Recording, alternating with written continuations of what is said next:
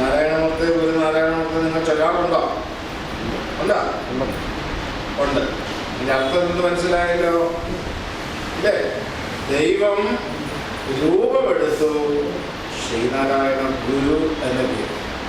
അതാരാ എഴുതിയത്? കുമാരനാശാൻ. കുമാരനാശാൻ അറിവില്ലാത്ത ആളാണോ? കുമാരനാശാൻ അത്തുല്യനായ ഒരു മഹാകവിയെ നമുക്ക് രാജ്യത്ത് ചൂണ്ടിക്കാണിക്കുന്നുണ്ട്. കുമാരനാശാന്റെ ഈരടി സ്വാതന്ത്ര്യം തന്നെ അമൃതം, സ്വാതന്ത്ര്യം തന്നെ ജീവിതം, പാരതന്ത്ര്യം മാനികൾക്ക് മൃതിയേക്കാൾ ഭയാനം, നെല്ലിൻ ചുവട്ടിൽ മുളയ്ക്കും കാട്ടുപുല്ലല്ല സാധു പുലയൻ, മാറ്റുവിൻ ചട്ടങ്ങളെ സ്വയം അല്ലെങ്കിൽ മാറ്റുമതുകളെ നിങ്ങളെത്താൻ. ഇതൊക്കെ എന്താണ്? ബാല്യ വിപ്ലവ മന്ത്രങ്ങളാണ്. കുമാരനാശാൻ ആരാണ്? വിപ്ലവത്തിൻ്റെ ശുക്ര നക്ഷത്രം. നമ്മുടെ കേരളത്തിൻ്റെ വലിയ വിപ്ലവകാരികളായിരുന്നു EMS നമ്പൂതിരിപ്പാട്, ശ്രീ അച്യുതമേനോൻ. ഇവര് ഒരു കാലത്ത് ഗ്രാമാന്തരങ്ങളിൽ സഞ്ചരിച്ച് കുമാരനാശാന്റെ ഈരടികൾ ചൊല്ലിയാണ് നമ്മുടെ സമൂഹത്തെ പ്രബുദ്ധരായി. ഈ പരിശുദ്ധങ്ങളുടെയൊക്കെ ഏറ്റവും അവസാനം എന്ന് പറയുന്നത് മെയ് മാസം 10, 11, 12 3 ദിവസങ്ങളിലായി ശിവഗിരിയിൽ നടക്കുന്ന ഇതിൻ്റെ സമാപനമായ ധർമ്മ മീമാംസാ പരിഷത്താണ്. അതിന് ശിവഗിരിയിൽ ഗുരുദേവൻ ശാരദയെ പ്രതിഷ്ഠിച്ചതിൻ്റെ പ്രതിഷ്ഠാ വാർഷികം. നിങ്ങളുടെ ചുറ്റും ധാരാളം ക്ഷേത്രങ്ങൾ. ആ ക്ഷേത്രങ്ങളിലൊക്കെ ഉത്സവാഘോഷങ്ങളുണ്ട്. ശിവഗിരിയിലെ ശാരദാ മഠത്തിൽ, അത് ക്ഷേത്രമല്ല, ശാരദാ മഠം. മഠം എന്ന് പറഞ്ഞാൽ ഗുരുവും ശിഷ്യനും ഒന്നായി കഴിയുന്ന സ്ഥലത്തെയാണ് മഠം എന്നത്. ശാരദാ മഠം ശാരദാദേവിയെ ഗുരുസ്വരൂപിണിയായി കാണും. തൊഴുത് പ്രാർത്ഥിക്കുന്ന നമ്മളെല്ലാവരും ഭക്തർ എന്നതിനപ്പുറത്ത് ശാരദാമ്മയുടെ ശിഷ്യൻ. ശാരദയെ പ്രാർത്ഥിക്കുന്ന ഉപാസിക്കുന്ന ശിഷ്യഗണങ്ങളാണ്. ശാരദ അമ്മയുടെ ഗുരുസ്വരൂപിണിയായ ആ പ്രതിഷ്ഠാമൂർത്തിയുടെ ശിഷ്യന്മാരായി നിന്ന് നമ്മൾ പ്രാർത്ഥിക്കും. ജീവിത വിജയത്തിന് അടിസ്ഥാനമായി വേണ്ടത് അറിവാണ്. അറിവുണ്ടെങ്കിൽ മാത്രമേ ജീവിതത്തിന് വിജയം നേടാൻ സാധിക്കൂ. അതുകൊണ്ടാണ് ഗുരുദേവൻ അറിവിൻ്റെ സ്വരൂപമായ ശാരദയെ ശിവഗിരിയിൽ പ്രതിഷ്ഠിച്ചത്. ആ ശാരദാ മഠത്തിൽ സാധാരണ ക്ഷേത്രങ്ങളിലുള്ളതുപോലെ ഉത്സവങ്ങളിൽ അവിടെ 3 ദിവസത്തെ ആത്മീയ ദിവ്യ സത്സംഗം. കേരളത്തിനകത്തു നിന്നും പുറത്തു നിന്നും കുറേ കുടുംബങ്ങൾ വരും. അച്ഛനും അമ്മയും ഭാര്യയും ഭർത്താവും മക്കളും എല്ലാം കൂടെ ചേർന്ന് വരും. 3 ദിവസം അവിടെ താമസിച്ച് ശാരദയെ പ്രാർത്ഥിച്ചും ഭജിച്ചും ഉപാസിച്ചും അമ്മയിൽ നിന്നും അനുഗ്രഹം നേടി നമ്മൾ മടങ്ങി. അപ്പോൾ ഇപ്പം നമ്മളിവിടെ കൂടിയിരിക്കുന്നത് അതിൻ്റെ ഭാഗമായുള്ളൊരു തുടക്കം. ഇത് പൂർണ്ണമാകണമെങ്കിൽ ശിവഗിരിയിൽ മെയ് 10, 11, 12 തീയതികളിലായി നടക്കുന്ന ധർമ്മമീമാംസാ പരിഷത്തിൽ അവിടെ പോയി പങ്കെടുക്കും. സാധാരണ എല്ലാ വർഷവും നമ്മുടെ പുത്തൂർ ഇരിക്കുന്ന ഉദയശ്രീയും ഉദയശ്രീയുടെ മക്കൾ 2 മക്കളും ഒരു 4 പേരും എല്ലാ വർഷവും സ്ഥിരമായിട്ട് കുടുംബസമേതം ഈ ധർമ്മമീമാംസാ പരിഷത്തിൽ പങ്കെടുക്കും. ഇപ്പോൾ വേദിയിലിരിക്കുന്ന നമ്മുടെ ശ്രീജസ് ടീച്ചർ വനിതാ അവിടുത്തെ മാതൃസഭയുടെ സെക്രട്ടറി, ശ്രീജയുടെ ഭർത്താവും. അത് രണ്ടുപേരും എല്ലാവരും വരുന്നുണ്ടോ? പോയ പിള്ളേർ വരുന്നുണ്ടോ ശിവഗിരിയില്? അപ്പോ കുടുംബസമേതം ശിവഗിരിയിൽ വന്ന് ചേരണമെന്നാണ് ഗുരുദേവന്റെ കൽപ്പന.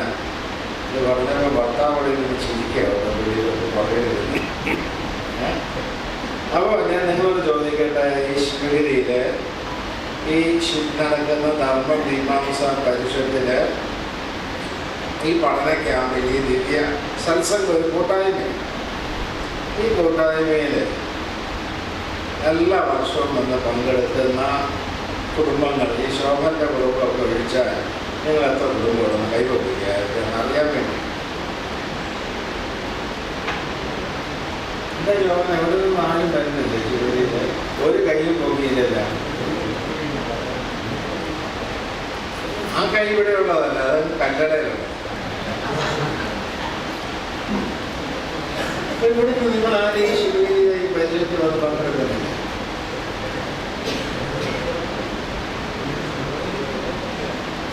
പിന്നെ എന്തിനാ നമ്മുടെ വർഷം നടത്തുന്നത്? അതുകൊണ്ട് പ്രിയ സഹോദരങ്ങളെ, നമുക്ക് ഇന്നിപ്പോൾ ഒരു തീരുമാനം എടുക്കാം. മെയ് 10, 11, 12 3 ദിവസങ്ങൾ ശിവഗിരിയിലെ കുടുംബസമേതം ഈ ധർമ്മ മീമാംസ പരിഷത്തിൽ പങ്കെടുക്കും. നിങ്ങൾക്കൊരു പക്ഷേ ധർമ്മ മീമാംസ എന്ന് പറഞ്ഞപ്പോൾ മനസ്സിലായി കാണാം അല്ലേ? മനസ്സിലായി എന്താ ഈ ധർമ്മ മീമാംസ എന്ന് പറഞ്ഞാൽ? എന്ത് പറഞ്ഞാൽ എന്താ ധർമ്മ മീമാംസ എന്ന് പറഞ്ഞാൽ? എന്താ ചേട്ടാ ഈ ധർമ്മ മീമാംസ എന്ന് പറഞ്ഞാൽ?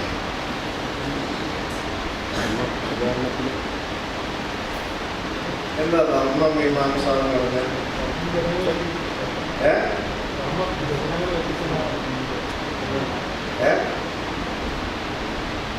ധർമ്മ മീമാംസ എന്ന് പറഞ്ഞാൽ ധർമ്മത്തിനെ പരിപാലിക്കുന്നു.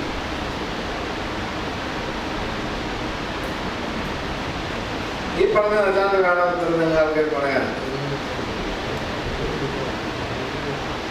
ഇവർ പറയുന്നത് ഞങ്ങൾ ഈ കുഞ്ഞ വന്നിരുന്നോണ്ടാണ് സ്വാമി ഞങ്ങളോട് ചോദിച്ചിട്ടാണ്. കുറേ ഇരിക്കുന്നത് രക്ഷപ്പെട്ടതാണ്. ധർമ്മ മീമാംസ എന്ന് പറഞ്ഞാൽ ധർമ്മത്തെ മീമാംസ്യമായി അറിയുന്നതാണ്. മീമാംസ്യം എന്ന് പറഞ്ഞാൽ മീനും ഇറച്ചിയും തമ്മിൽ ചേരുന്നത് എന്നല്ല. മീമാംസ്യം എന്ന് പറഞ്ഞാൽ ശാസ്ത്രീയം. ധർമ്മത്തെ ശാസ്ത്രീയമായി അറിയുന്ന പരിഷത്ത് എന്ന് പറഞ്ഞാൽ അല്പമൊക്കെ ചിന്തിക്കുന്ന ആളുകൾ, വിദ്വാൻമാരായ ആളുകൾ, അല്പമൊക്കെ ചിന്തിച്ച് പഠനം നടത്തുന്ന ആളുകളുടെ ഒരു കൂട്ടായ്മ.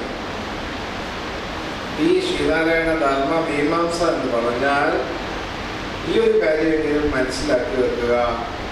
ശ്രീനാരായണ ഗുരുവിൻ്റെ ധർമ്മത്തെ ശാസ്ത്രീയമായി പഠിക്കുന്ന ഒരു സദസ്സാണ് ധർമ്മ മീമാംസ പരിഷത്ത്. ശ്രീനാരായണ ഗുരുവിൻ്റെ ധർമ്മത്തെ നമുക്ക് അറിഞ്ഞൂടെ? ശ്രീനാരായണ ഗുരുവിൻ്റെ ധർമ്മത്തെ നമുക്കൊക്കെ അറിയാവുന്നത്. ഒന്നും ഇല്ലാതിരിക്കുന്നത് രാവിലെ കാപ്പിയെ കുറിച്ചിട്ട് അറിയാം. ശ്രീനാരായണ ധർമ്മത്തെ സാമാന്യമായിട്ടൊക്കെ അറിയാം.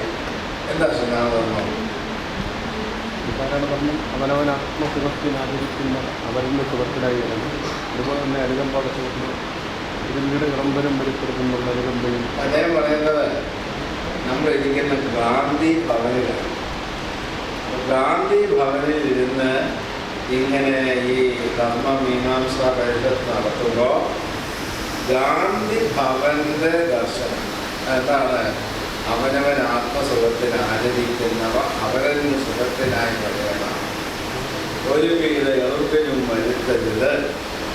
ഇങ്ങനെയൊക്കെ ഉള്ളതാണ്. ഇതാണ് ധർമ്മം. ശ്രീനാരായണ ധർമ്മം എന്നാണ്. എന്താ പേര്? ഭരണീന്ദ്രൻ. ഭരണീന്ദ്രൻ. വലിയ പേരാണ് ഭരണീന്ദ്രൻ.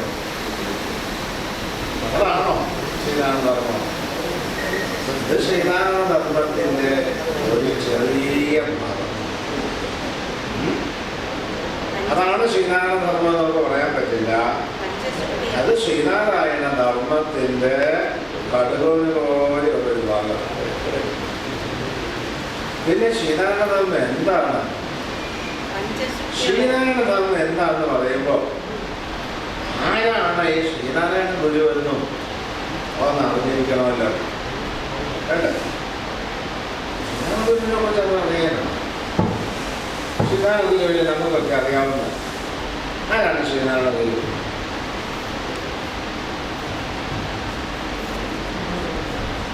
ഒരാൾ ചോദിക്കുകയാണ് ആരാണ് ശ്രീനാരായണ ഗുരുവിനെ ചോദിച്ചാൽ ഏത് ഉത്തരം തരും? ഇപ്പോഴത്തിരിക്കുന്ന ആൾ ഉത്തരം പറയും. ഓ എന്തായിരുന്നു പറഞ്ഞ കേട്ടില്ല. ഒരു പ്രപഞ്ച ശക്തിയാണ്.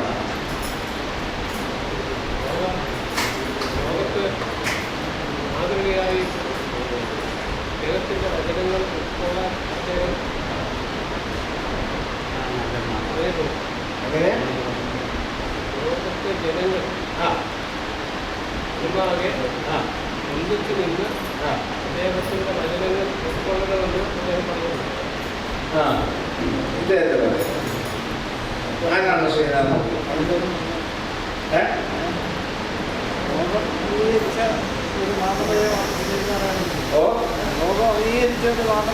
ലോകം അംഗീകരിച്ച ഒരാളാണ്.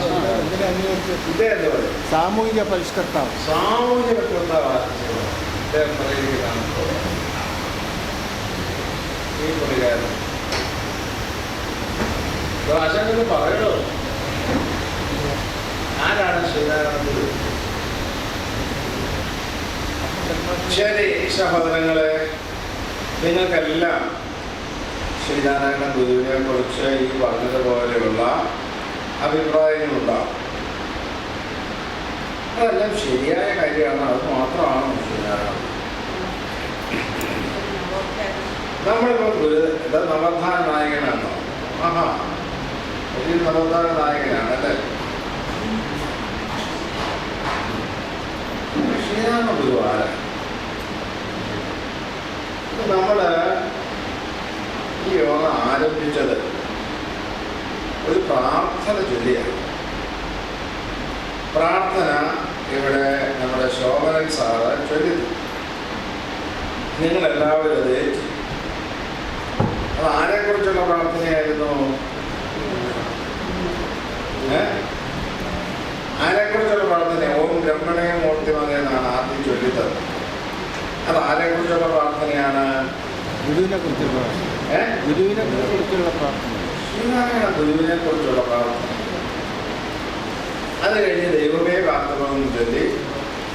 അത് കഴിഞ്ഞ് നാരായണമൂർത്തി ഗുരു നാരായണമൂർത്തി എന്ന് ചൊല്ലി. ഇതൊക്കെ ആരെക്കുറിച്ചുള്ള പ്രാർത്ഥനയാണ്? ഗുരുവിനെ കുറിച്ചുള്ള പ്രാർത്ഥന. ശ്രീനാരായണ ഗുരുദേവനെ കുറിച്ചുള്ള പ്രാർത്ഥന. കുമാരനാശാൻ കീർത്തനം. അപ്പോ നിങ്ങളീ പറഞ്ഞ കാര്യങ്ങളൊക്കെയാണ് ശ്രീനാരായണ ഗുരുവെങ്കിൽ ഇങ്ങനൊരു പ്രാർത്ഥനയില്ലാത്ത കാര്യം. ശ്രീനാരായണ ഗുരു ഒരു സാമൂഹിക പരിഷ്കർത്താവാണ്. ഇദ്ദേഹം ഇന്ത്യയിൽ എത്രയോ സാമൂഹിക പരിഷ്കർത്താക്കളുണ്ട്. കേരളത്തിൽ തന്നെ എത്ര പേരുണ്ട്? മന്നത്തുനാഥനുണ്ട്, വീട്ടി ഭട്ടതിരിപ്പാടുണ്ട്, അയ്യങ്കാളിയുണ്ട്, അങ്ങനെ എത്ര ആളുകളുണ്ട്. അവരുടെ പേരിലൊക്കെ പ്രാർത്ഥന. കുറച്ചൊക്കെ ഉയർന്ന് ചിന്തിച്ച മഹാത്മാഗാന്ധിയുണ്ട്, അംബേദ്കറുണ്ട്, പണ്ഡിറ്റ് ജവഹർലാൽ നെഹ്റുണ്ട്, ടാഗോർ, ഒത്തിരി ആളുകളുണ്ട്. അവരെ കുറിച്ചൊക്കെ ഇങ്ങനെ പ്രാർത്ഥന ചെയ്യും. അപ്പോ ഇങ്ങനെ പ്രാർത്ഥന ചെയ്യുമോ? നവോത്ഥാന നായകന്മാരെ കുറിച്ചൊക്കെ ഇങ്ങനെ പ്രാർത്ഥന ചെയ്യുമോ? ഇല്ല. അപ്പൊ നവോത്ഥാന നായകൻ, സാമൂഹ്യ പരിഷ്കർത്താവ്, എല്ലാവരും അറിയുന്നൊരു നാമധേയം, ഇതൊന്നും വെച്ച് ആരും പ്രാർത്ഥന ചെയ്യില്ല. പിന്നെ ഗുരുവിനെ കുറിച്ച് എന്തിനിങ്ങനെ ഈ പ്രാർത്ഥനയൊക്കെ ചൊല്ലുന്നു? ആ പ്രാർത്ഥന പ്രാർത്ഥനയില് കുമാരനാശാൻ എഴുതിയ പ്രാർത്ഥനയില് ആദ്യം പറയുന്നത് നാരായണമൂർത്തേ ഗുരുനാരായണമൂർത്തേ നാരായണമൂർത്തേ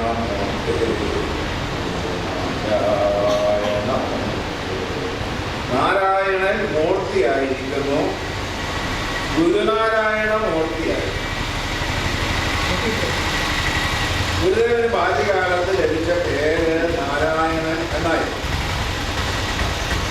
ചെമ്പഴന്തിയില് മാടനാശാനും കുട്ടിയമ്മയ്ക്കും മകനായി ലഭിച്ച ആ കുട്ടിക്ക് ലഭിച്ച പേര് നാരായണൻ എന്നായി. അവനാണ് ഗുരുവിന് ആ പേരൊക്കെ ഇട്ടത്.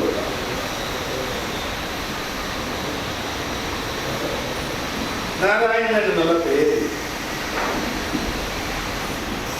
നാരായണൻ എന്ന് പറഞ്ഞാൽ എന്താ അർത്ഥം? നാരായണൻ എന്നുള്ള പദത്തിന്റെ അർത്ഥം എന്താണ്? നാരത്തിന് അയനമായവൻ നാരായണൻ. നാരം എന്ന് പറഞ്ഞാൽ പദത്തിനർത്ഥം ജീവൻ, അയനം ആശ്രയം. നാരായണൻ എന്ന് പറഞ്ഞാൽ ആ പദത്തിന്റെ അർത്ഥം ജീവനാശ്രയം, ജീവൻ ഉണ്ടായത്. എല്ലാ ജീവന്മാർക്കും ആശ്രയമായത് എന്താണ്? എല്ലാ ജീവന്മാർക്കും ആശ്രയമായത് പരമാത്മാവ്. പരമാത്മാവിൽ നിന്നുമാണ് എല്ലാ ജീവന്മാരും ഉണ്ടായത്. പരമാത്മാവിന്റെ ഒരു അംശമാണ് ജീവാത്മ.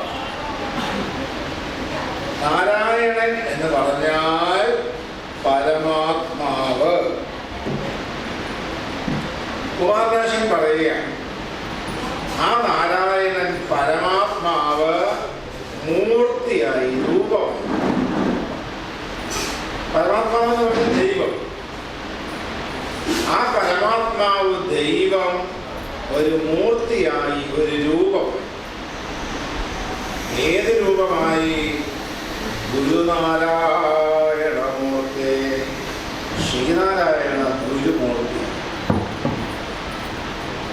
പരമാത്മാവായ ദൈവം ഒരു രൂപമെടുത്തു, അത് ശ്രീനാരായണ ഗുരു എന്ന രൂപത്തിൽ. നാരായണമൂർത്തി, ഗുരുനാരായണമൂർത്തി നിങ്ങൾ ചൊല്ലാറുണ്ടോ? ഉണ്ട്. ഇതിന്റെ അർത്ഥം എന്ത് മനസ്സിലായല്ലോ അല്ലേ? ദൈവം രൂപമെടുത്തു, ശ്രീനാരായണ ഗുരു എന്ന പേര്. അതാരാ എഴുതിയത്? കുമാരനാശൻ. കുമാരനാശൻ അറിവില്ലാത്ത ആളാണോ?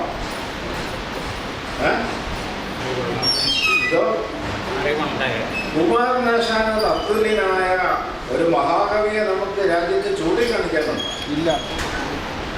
നമ്മുടെ കേരളത്തിന്റെ വലിയ വിപ്ലവകാരികളായിരുന്നു EMS നമ്പൂതിരിപ്പാട്, ശ്രീ അച്യുതമേനോൻ. ഇവര് ഒരു കാലത്ത് ഇവര് ഗ്രാമാന്തരങ്ങളിൽ സഞ്ചരിച്ച് കുമാരനാശാന്റെ ഈരടികൾ ചൊല്ലിയാണ് നമ്മുടെ സമൂഹത്തെ പ്രബുദ്ധരായി. അന്നവർ പറഞ്ഞത് കുമാരനാശാന്റെ ഈരടി സ്വാതന്ത്ര്യം തന്നെ അമൃതം, സ്വാതന്ത്ര്യം തന്നെ ജീവിതം, പാരതന്ത്ര്യം മാനികൾക്ക് മൃതിയേക്കാൾ ഭയാനം, നെല്ലിൻ ചുവട്ടിൽ മുളയ്ക്കും കാട്ടുപുല്ലല്ല സാധു പുലേ, മാറ്റുവിൻ ചട്ടങ്ങളെ സ്വയം അല്ലെങ്കിൽ മാറ്റുമതുകളെ നിങ്ങളെത്താൻ. ഇതൊക്കെ എന്താണ്? വലിയ വിപ്ലവ മന്ത്രങ്ങളാണ്. കുമാരനാശാൻ ആരാണ്? വിപ്ലവത്തിന്റെ ശുക്ര നക്ഷത്രം. ജോസഫ് മുണ്ടശ്ശേരി പറഞ്ഞു, കേരളം കണ്ട വിപ്ലവത്തിന്റെ ശുക്ര നക്ഷത്രം കുമാരനാശാൻ. ആ കുമാരനാശാന്റെ ഈരടികൾ ചൊല്ലാത്തവർ കേരളക്കരയിൽ ആരില്ല. ഒരു കാലത്ത് കേരളത്തിലെ കമ്മ്യൂണിസ്റ്റ് പ്രസ്ഥാനത്തിന്റെ നേതാക്കന്മാർ ഗ്രാമാന്തരങ്ങളിൽ സഞ്ചരിച്ച് ഈ വിപ്ലവ മഹാകവിയുടെ ഈരടികൾ നമ്മുടെ സമൂഹത്തെ ചൊല്ലി പഠിപ്പിച്ചു എങ്കിൽ ഏത് തൂലിക കൊണ്ടാണോ കുമാര മഹാകവി ഈ വിപ്ലവ മഹാമന്ത്രങ്ങൾ എഴുതിയത്, അതേ തൂലിക കൊണ്ട് തന്നെ കുമാരനാശാൻ ശ്രീനാരായണ ഗുരുവിനെ കുറിച്ച് എഴുതി. ശ്രീനാരായണ ഗുരു പരമദൈവം. ആശാൻ എഴുതി ചിലതൊക്കെ ശരി, ചിലതൊക്കെ തെറ്റ് എന്ന് പറയാൻ പറ്റുമോ? അല്ല, ആശാനിയുടെ കുറെ തത്വങ്ങളുണ്ട് ആ കവിതകൾ. ആശാൻ പറഞ്ഞതില് ചിലതൊക്കെ ശരിയാണ്, ചിലതൊക്കെ തെറ്റാന്ന് പറയാൻ പറ്റുമോ? ഇല്ല. ആശയ ഗാംഭീര്യമുള്ള സ്വതന്ത്ര ചിന്തകനായ വലിയ പണ്ഡിതനായൊരു മഹാകവിയായി. ആ മഹാകവി ഗുരുവിൻ്റെ കൂടെ നടന്ന് ഗുരുവിൻ്റെ യഥാർത്ഥമായ സ്വരൂപം എന്താണെന്ന് മനസ്സിലാക്കി നമ്മുടെ മുമ്പിൽ ഗുരുദേവന്റെ 60ാമത്തെ തിരുവയസ്സിൽ എഴുതി സമർപ്പിച്ചു നാരായണമൂർത്തി ഗുരുനാരായണമൂർത്തി. അന്ന് തൊട്ട് നമ്മുടെ വീടുകളിലും നമ്മുടെ ഗുരുമന്ദിരങ്ങളിലും നമ്മുടെ ആരാധനാലയങ്ങളിലും സന്ധ്യാസമയത്തുള്ള ഒരു പ്രാർത്ഥനയാണ് നാരായണമൂർത്തി ഗുരുനാരായണമൂർത്തി. ചൊല്ലാറില്ലേ? അവിടെയൊക്കെ ചൊല്ലാറില്ലേ? അല്ല ചൊല്ലാറല്ല, ഈ നാട്ടിലുള്ള ചൊല്ലുന്നില്ലേ? ചൊല്ലാറല്ല, ചൊല്ലാം. ഈ ഗ്രാമത്തില്, ഈ നാട്ടില് മറവൂർ ഭാസ്കരൻ നായർ എന്നൊരു വ്യക്തി ജീവിച്ചു. അദ്ദേഹത്തെ കണ്ടവരൊക്കെ ഒരുപക്ഷെ ഇവിടെ ഉണ്ടാകും, അദ്ദേഹത്തിൻ്റെ ബന്ധുക്കളൊക്കെ ഒരുപക്ഷെ ഇവിടെ ഉണ്ടാകും. മറവൂർ ഭാസ്കരൻ നായർ ഗുരുദേവന്റെ ഒരു ശിഷ്യൻ. അവസാനം അദ്ദേഹം സന്യാസം സ്വീകരിച്ച് ഭാസ്കരാനന്ദ സ്വാമി. ആ ഭാസ്കരാനന്ദ സ്വാമി നാടിൻ്റെ നാനാദേശങ്ങളിൽ സഞ്ചരിച്ച് കുമാരനാശാൻ എഴുതിയ ഈ ഈരടികൾ വീടുകളിൽ ജാതി വ്യത്യാസമില്ലാതെ നായർ വീടുകളിലും ഈഴവ വീടുകളിലും അതുപോലെയുള്ള മറ്റ് വീടുകളിലുമൊക്കെ കയറി ഇറങ്ങി ഈ പ്രാർത്ഥനകൾ ചൊല്ലി പഠിപ്പിച്ചിരുന്നു എന്ന് എനിക്ക് പറഞ്ഞു തന്നത് ഈ നാട്ടിൽ തന്നെ ജനിച്ച് ജീവിച്ച് എൻ്റെ ഒരു ഗുരുനാഥൻ കൂടിയായിരുന്ന മാധവൻപിള്ള സാറാണ്. ഈ മാധവൻപിള്ള സാർ, ആ മാധവൻപിള്ള സാറിന്റെ വീട് ഇതിന് പുറകില്ല അല്ലേ? ആണോ? അറിയാമോ? ആ മാധവൻപിള്ള സാറിന്റെ വീട്ടില് ഒരു 40-45 വർഷങ്ങൾക്ക് മുമ്പ് ഞാൻ വന്ന് താമസിച്ചു. വരവുകാരൻ. വീട്ടുപേര് വരവുകാരൻ. ഇപ്പൊ അദ്ദേഹത്തിന്റെ മക്കള്, അദ്ദേഹം സന്യാസം സ്വീകരിച്ച് ശിവഗിരിയിൽ നിന്നും ചിദ്ഭ്രാനന്ദ സ്വാമിയായി. ആ ചിദ്ഭ്രാനന്ദ സ്വാമിയുടെ പേരിൽ വർഷം തോറും അവാർഡ് വെച്ചു. ആദ്യത്തെ അവാർഡ് എനിക്ക് കിട്ടി. ആ അവാർഡ് വാങ്ങാൻ വേണ്ടി ഞാനിവിടെ വന്നിരുന്നു. അന്ന് എനിക്ക് 25,000 രൂപ തന്നു. ഞാൻ ആ 25,000 രൂപ ഗുരുനാഥന്റെ ചിദ്ഭ്രാനന്ദ സ്വാമിയുടെ സ്മരണാർത്ഥം ഇവിടെയുള്ള ലൈബ്രറിക്ക് ഞാൻ സംഭാവനിച്ചു. അങ്ങോട്ട് കയറി വരുന്നത് ലൈബ്രറി ഉണ്ടല്ലോ, എന്താ അതിന്റെ പേര്? കുഴിക്കലിടവക ലൈബ്രറി. ആ ലൈബ്രറിക്ക് ഞാൻ സംഭാവനിച്ചു. അപ്പൊ ഞാൻ പറഞ്ഞു വന്നത്, നാരായണമൂർത്തി ഗുരുനാരായണമൂർത്തി എന്ന പ്രാർത്ഥന ഈ ജനസമൂഹത്തെ ചൊല്ലിപ്പഠിപ്പിക്കുന്നതിന് നേതൃത്വം കൊടുത്തവരാണ് മറവൂർ ഭാസ്കരൻ നായർ എന്ന ഭാസ്കരാനന്ദ സ്വാമിയും. ആ ഭാസ്കരാനന്ദ സ്വാമിയിൽ നിന്നും പ്രേരണ കിട്ടി പ്രവർത്തിച്ച ജി മാധവൻപിള്ള ചിദ്ഭ്രാനന്ദ സ്വാമിയും. ഇവർ രണ്ടുപേരും ശിവഗിരി മഠത്തിന്റെ ഭാഗം. നിങ്ങളൊക്കെ സത്യം അറിയുന്നുണ്ടോ എന്ന് എനിക്ക് അറിഞ്ഞു. ഇതൊക്കെ അറിയണം. അപ്പൊ ഇവിടെ കുമാര മഹാകവി ഗുരുദേവനെ ദൈവത്തിന്റെ പ്രതീകമായി നമ്മുടെ മുമ്പിൽ അവതരിപ്പിക്കും. ഇവിടെ നിങ്ങളെ കൊണ്ട് ഏറ്റു ചൊല്ലിപ്പിച്ച മറ്റൊരു പ്രാർത്ഥന, ഓം ബ്രഹ്മണേ മൂർത്തിമതേ എന്ന പ്രാർത്ഥന. അത് ആരെഴുതിയതാണ്? ശിവലിംഗ സ്വാമികൾ എഴുതിയതാണ്. ഇതാരാ ശിവലിംഗ സ്വാമി? ഏതാ ശിവലിംഗ സ്വാമി? ശ്രീനാരായണ ഗുരുവിന്റെ ആദ്യ ശിഷ്യനാണ് ദിവ്യശ്രീ ശിവലിംഗദാസ സ്വാമി. ആദ്യ ശിഷ്യൻ എന്ന് പറഞ്ഞാൽ ഗുരുദേവൻ അരുവിപ്പുറത്ത് അവിടുത്തെ ഗുഹയിൽ വന്ന് വിശ്രമിക്കുമ്പോൾ 17 വയസ്സുള്ള ഒരു നായർ ബാലൻ, നായർ കുടുംബത്തിൽ ജനിച്ച കൊച്ചപ്പിള്ള എന്നുള്ള ബാലൻ ഗുഹയ്ക്കകത്ത് ഒരാൾ ഇരിക്കുന്നത് കണ്ടു. കുന്നിൻ്റെ നെറുകയിൽ ഒരു വഴിയുണ്ട് നെയ്യാറ്റിൻകരയിലേക്ക്. താൻ നെയ്യാറ്റിൻകരയിലേക്ക് പോവുകയായിരുന്നു. ആ കുന്നിന് താഴ്വരയിൽ നെയ്യാറ് പതഞ്ഞ് ഒഴുകുന്നു. നെയ്യാറിൻ്റെ മറുകരയിൽ അതിനപ്പുറത്ത് ഒരു ഗുഹയുണ്ട്. ആ ഗുഹയുടെ പേര് പുലിപ്പാറ. പുലിപ്പാറ എന്ന പേര് കിട്ടാൻ കാരണം പുലികളുടെ ആവാസ കേന്ദ്രം. പുലി വങ്കെന്നും പറയും. പുലികൾ എപ്പോഴും ആ ഗുഹയിൽ കാണും. നദിയുടെ അക്കരയിലായതുകൊണ്ട് ആളുകൾ ഭയപ്പെടാതെ കുന്നിന്റെ നെറുകയിലൂടെ നടത്തിയാറ്റി കഴിയും. ബാലൻ നോക്കിയപ്പോ, കൊച്ചപ്പിള്ള എന്ന ബാലൻ നോക്കിയപ്പോ വെളുത്ത വസ്ത്രം ധരിച്ച് ഒരാൾ ഈ ഗുഹയ്ക്കകത്തിരിക്കുന്നു. ശ്രദ്ധിച്ചപ്പോഴുണ്ട് ഒരു വലിയ പുലി കൂടെ കിടപ്പുണ്ട്. പുലിയുടെ കൂടെ ഇങ്ങനെ ഇരിക്കുക. ഈ ബാലന് വളരെ ആശ്ചര്യം തോന്നി, അത്ഭുതം. കുറെ നേരം അങ്ങനെ നോക്കി നിന്നിട്ട് ബാലൻ നെയ്യാറ്റിൻകരയ്ക്ക് പോയി തിരികെ വന്ന് നോക്കിയപ്പോൾ അതേപോലെ ആയി പോയി. പുലിയും ഒത്തു കിടക്കും. ഈ രൂപത്തിൽ കുറെ ദിവസം ആ ബാലൻ ആ രൂപത്തെ കണ്ടു. ഏറ്റവും അവസാനം ബാലന് തോന്നി ഒന്ന് അടുത്ത് കണ്ടാൽ കൊള്ളാം. പക്ഷെ പുലി അടുത്തല്ല, എങ്ങനെ അടുത്ത് ചെല്ലാൻ സാധിക്കും?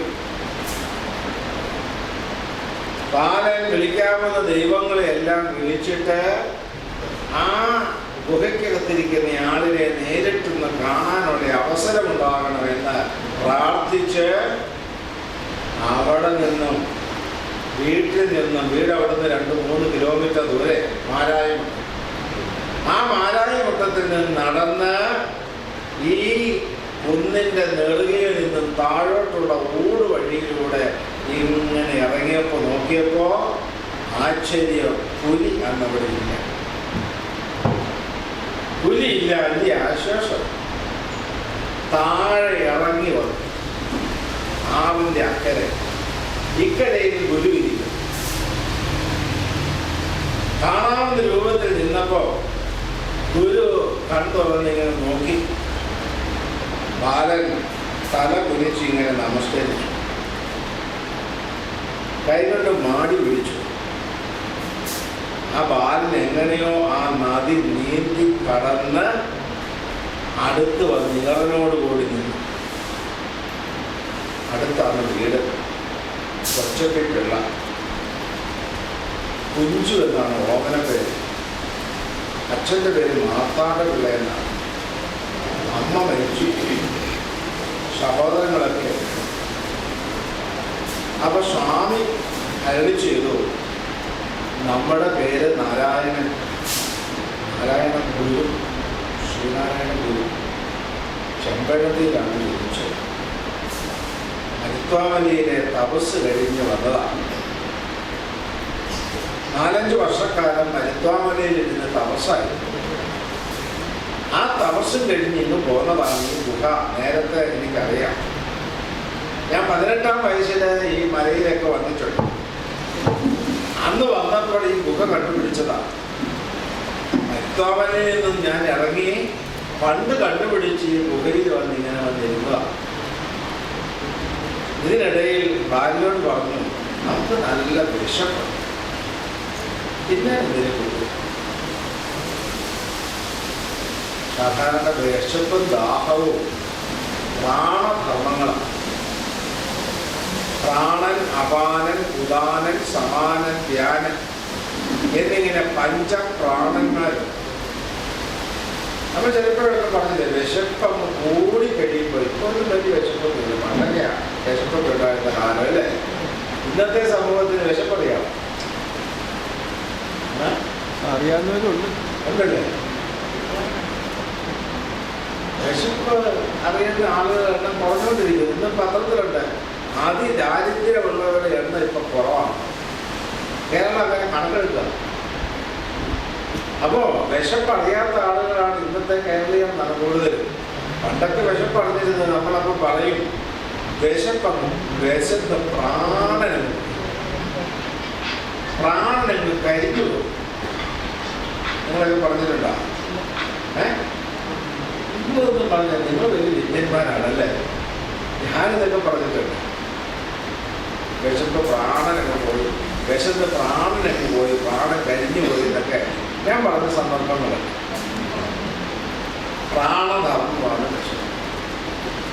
ഒരു യോഗീശ്വരൻ തപസ്സിൽ ലയിച്ചിരിക്കുമ്പോൾ പ്രാണധർമ്മമില്ല. പ്രാണൻ, അപാനൻ, ഉദാനൻ, സമാനൻ, ധ്യാനൻ എന്നുള്ള പഞ്ചപ്രാണങ്ങളെ പ്രാണായാമം കൊണ്ട് നിയന്ത്രിച്ചു കഴിഞ്ഞാൽ പിന്നെ അദ്ദേഹത്തിന് വിശപ്പും ദാഹവും ഇല്ല. നമ്മൾ സ്പ്രിങ് ഇട്ട ഒരു കസേര, ആ കസേരയിൽ അങ്ങോട്ട് ഇരുന്നാൽ സ്പ്രിങ് ഒന്ന് അമർന്നു പോകും. ആ കസേരയുമായിട്ട് അമർന്ന് അങ്ങനെ ലയിച്ചു. പിന്നെ എഴുന്നേറ്റ് വരുമ്പോഴോ സ്പ്രിങ് പഴയ പോലെ പൊങ്ങിക്കും ഇല്ലേ? ഇതുപോലെ പ്രാണനങ്ങ് അമർന്നിരുന്നാൽ വിശപ്പും ദാഹവും. പ്രാണൻ എപ്പോഴാണോ ഉണരുന്നത് അപ്പോൾ വിശപ്പും ദാഹവും. ഗുരു സമാധിയിൽ ലയിച്ചിരുന്നപ്പോൾ പ്രാണങ്ങളുടെ പ്രവർത്തനമില്ല. സമാധിയിൽ നിന്നും ഉണർന്ന് ബാഹ്യമായ ലോകത്തേക്ക് വന്നാൽ വിശപ്പും ദാഹവും. നമ്മുടെ ഇന്നത്തെ വിശിഷ്ടാതിഥി നമ്മുടെ ഈ സ്ഥാപനങ്ങളുടെ എല്ലാം ഉടമസ്ഥനായിരിക്കുന്ന നമ്മുടെ സോമരാജൻ സാറിവിടെ വന്നിട്ടുണ്ട്. ഗാന്ധി ഭവന്റെ ജീവാത്മാവും പരമാത്മാവും ഒക്കെയായ സോമരാജൻ സാറിനെ നമ്മൾ കാത്തിരിക്കുകയാണ്. അപ്പോ വിശപ്പും ദാഹവും പ്രാണൻ അമർന്നിരിക്കുമ്പോൾ ഇല്ലാതാണ്. പ്രാണൻ പഴയതുപടി ആകുമ്പോൾ വിശപ്പും ദാഹവും. ഗുരുദേവൻ സമാധിയിൽ, നിർവികൽപ്പ സമാധിയിൽ ലയിച്ചിരുന്ന തപശ്ചര്യ കാലഘട്ടത്തിൽ വിശപ്പും ദാഹവും ഉണ്ടായിരുന്നു. അതിൽ നിന്ന് ഉണർന്ന ബാഹ്യമായ പ്രപഞ്ചത്തിലേക്ക് വന്നപ്പോൾ വിശപ്പും ദാഹവും ഉണ്ടാകും. അപ്പോഴാണ് കൊച്ചപ്പിപ്പിള്ള വന്നത്. കൊച്ചപ്പിപ്പിള്ളികൾ പറഞ്ഞു, നമുക്ക് വിശക്കുന്നു, എന്തെങ്കിലും തിന്നാനുണ്ട്. അപ്പോൾ കൊച്ചപ്പിപ്പിള്ള ഞാൻ വീട്ടിൽ നിന്ന് പോയി കൊണ്ടുവരാം സ്വാമി എന്ന് പറഞ്ഞു വീട്ടിലേക്ക് ഓടി വലിയൊരു മരക്കിഴങ്ങ്, കപ്പക്കിഴങ്ങ് എടുത്തോളൂ. അവിടെ തീ കൂട്ടി ചുട്ടിട്ട് നിവേദ്യം സമർപ്പിക്കുന്നത് പോലെ ഗുരുദേവന് ഈ കപ്പ സമർപ്പിച്ചു. ഗുരുദേവന് അത് വാങ്ങി ഒരു ഭാഗം കഴിച്ചു, ബാക്കി ഭാഗം ബാലന് കൊടുത്തു. ബാലൻ നിവേദ്യം വാങ്ങുന്നത് രണ്ട് കൈയിൽ നീട്ടി അത് വാങ്ങി ഭക്ഷിച്ചു. സ്വാമിയുമായി കുറെ നേരം അങ്ങനെ സമയം ചെലവഴിച്ചു. എന്നിട്ട് യാത്ര പറഞ്ഞ് സ്വന്തം വീട്ടിലേക്ക് പോയി. കുമാരനാശാൻ ചണ്ടാല ഭിക്ഷുക എഴുതിയപ്പോൾ ആ ചണ്ടാല ഭിക്ഷുകയിലെ മാതംഗ കന്യകയ്ക്ക് വന്നതുപോലെയുള്ള ഒരനുഭവം. ആ മാതംഗ കന്യകയ്ക്ക് ആനന്ദ ഭിക്ഷു തീർത്ഥജലം നൽകിയപ്പോൾ അത് കഴിഞ്ഞ് അനുഗ്രഹവും നേടി വീട്ടിലേക്ക് പോയ ആ മാതംഗ കന്യക ഭിക്ഷുവും അപ്പരാലും വഴിയും കേണവും പരിസരവും ിയാതവളവോ മുന്നിൽ കണ്ടു. നീയടച്ചെന്നാലും ഇല്ലെന്നാലും എഴുന്നേറ്റവളിരിക്കും ഉടനെ പോയി വാതിൽ തുറന്നു നോക്കും. ഇങ്ങനെ ആശാൻ എഴുതിച്ചു. രാവും പകലും വ്യത്യാസമില്ലാതെ ആനന്ദ ഭിക്ഷുവിനെ തന്നെ ചിന്തിച്ചു കൊണ്ടിരുന്ന ഗ്രാമീണ കന്യകയായ ചണ്ടാല കന്യകയായ മാതങ്കി ഏറ്റവും അവസാനം ആനന്ദ ഭിക്ഷുവിന്റെ ആശ്രമത്തിൽ ചെന്ന് ശിഷ്യത്വം സ്വീകരിച്ച് സന്യാസിനിയാണ്. ഇതാണ് ചണ്ടാല ഭിക്ഷുവിന്റെ കുമാരനാശാൻ. അതുപോലെ തന്നെ ഇവിടെയും സംഭവിച്ചു.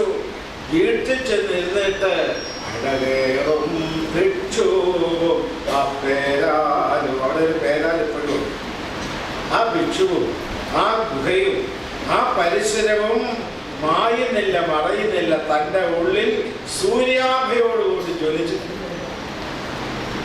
ബാലൻ നേരം വെളുത്തില്ല, ഒറ്റ ഓട്ടം ഓടി പഴയതുപോലെ വന്നപ്പോ സ്വാമി പാറപ്പുറത്ത് നിന്ന് നമസ്കരിച്ചു.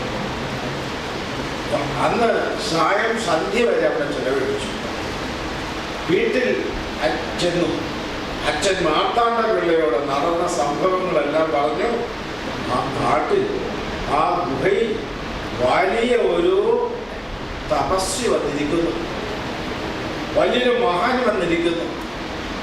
അദ്ദേഹത്തിനടുത്ത് പുലിയാണ് കൂട്ടുകാരായിട്ടുള്ളത്.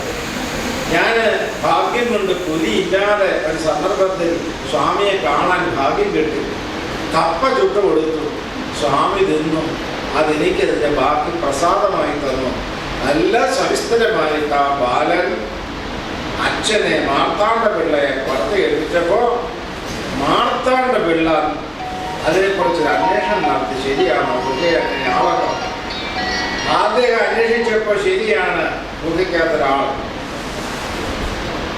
കുറെ കൂടി അന്വേഷിച്ചപ്പോഴാണ് മനസ്സിലായത് ചെമ്പഴന്തിയിൽ ഈഴവ സമുദായത്തിൽ ജനിച്ച നാരായണൻ നാണുവാശാൻ നാണുസ്വാമി നാണുഗുരുസ്വാമിയാണ് ഇപ്പോൾ ശ്രീനാരായണ ഗുരു എന്ന പേരിൽ ഈ ഗുഹയിൽ പഠിപ്പിക്കുന്നത്.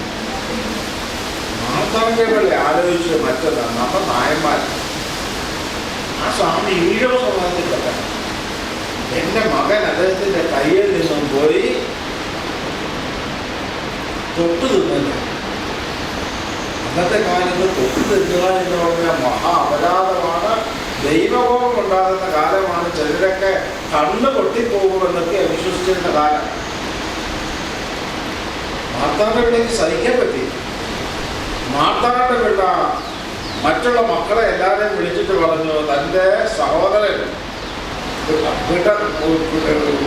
മറ്റു മക്കളോട് പറഞ്ഞു, ചെയ്ത ഗുരുത്തക്കേട് ഈഴവ സമുദായത്തിലെ സ്വാമിയുടെ അടുത്ത് നിന്ന് കപ്പ ചുട്ടുവാങ്ങി പ്രസാദം കഴിച്ചിരിക്കുന്നു, തൊട്ടുതീനിയായിരിക്കുന്നു. എല്ലാവരും ഒന്നിച്ചു പറഞ്ഞു, ഇനി മേലാൽ പോയതിരിക്കട്ടെ, അടുത്തുള്ള അമ്പലത്തിൽ പോയി പുണ്യാഹം ചെയ്യാം, പ്രായച്ചിത്ത കർമ്മമൊക്കെ ചെയ്യാം, മേലാൽ ആ സ്വാമിയുടെ അടുത്ത് പോയേക്കാൻ. ബാലെല്ലാം കേട്ടോട്ട് അവരൊന്ന് മാറിക്കഴിഞ്ഞപ്പോൾ വീണ്ടും അവൻ ഓടി സ്വാമിയുടെ അടുത്ത് തന്നെ വന്നു. തിരിച്ച് വീട്ടിലെത്തിക്കഴിഞ്ഞപ്പോൾ കുതിര തല്ലിൽ അത് വീട്ടിൽ കടന്നിറങ്ങാൻ അനുവദിച്ചു. തൊട്ടുതീ ഈ കാലുഷ്യം വർദ്ധിച്ചു. ആ ബാലന്റെ മനസ്സിൽ ഒരു മാറ്റവും ഉണ്ടായില്ല. ആ ബാലൻ ഗുരുവിന്റെ പാദത്തെ തന്നെ ശരണീകരിക്കാൻ തീരുമാനമെടുത്തു. വീട്ടുകാർ ഭ്രഷ്ട് കൽപ്പിച്ചു പുറത്തു വന്നു. ആ വീട്ടിൽ നിന്നും നായർ സമുദായത്തിൽ നിന്നും ആ ബാലനെ ഭ്രഷ്ട് കൽപ്പിച്ചു പുറത്താണ്.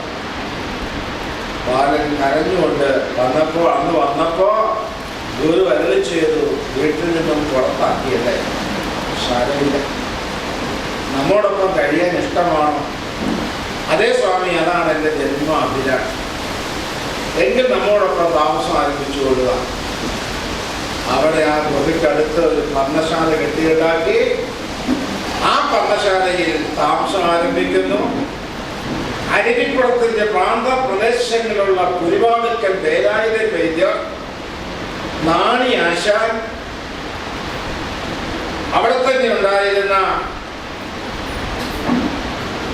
ഒരു കുമാരപിള്ള ഓവർസിയർ, ഇങ്ങനെ കുറെ ആളുകൾ ഒത്തുകൂടി വൈരവൻ സ്വാമി, ഗുരുവിനേക്കാൾ 18 വയസ്സ് പ്രായം കൂടുതലുള്ള വൈരവൻ സ്വാമി, ഇവരെല്ലാം അന്തേവാസികളായി അരുവിപ്പുറത്ത്. അങ്ങനെയാണ് ഒരു പ്രസ്ഥാനത്തിന്റെ ആരംഭം.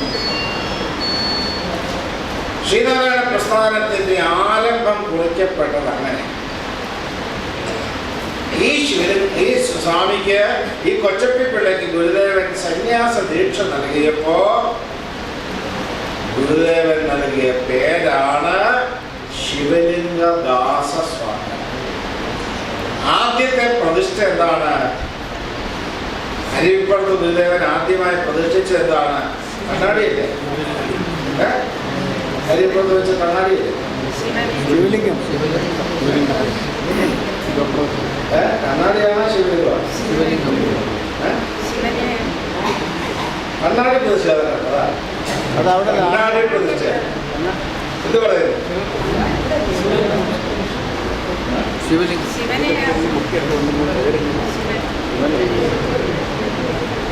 ശിവലിംഗ പ്രതിഷ്ഠയാണ് എന്നാ തോന്നുന്നത്. ശിവലിംഗം കണ്ണാടി ആറന്മുളയിലാണ്. ആ കണ്ണാടി ആറന്മുളയിലാണ്. ആള് വെളുക്കനാണ്. ആറന്മുള കണ്ണാടി നോക്കുന്നത്.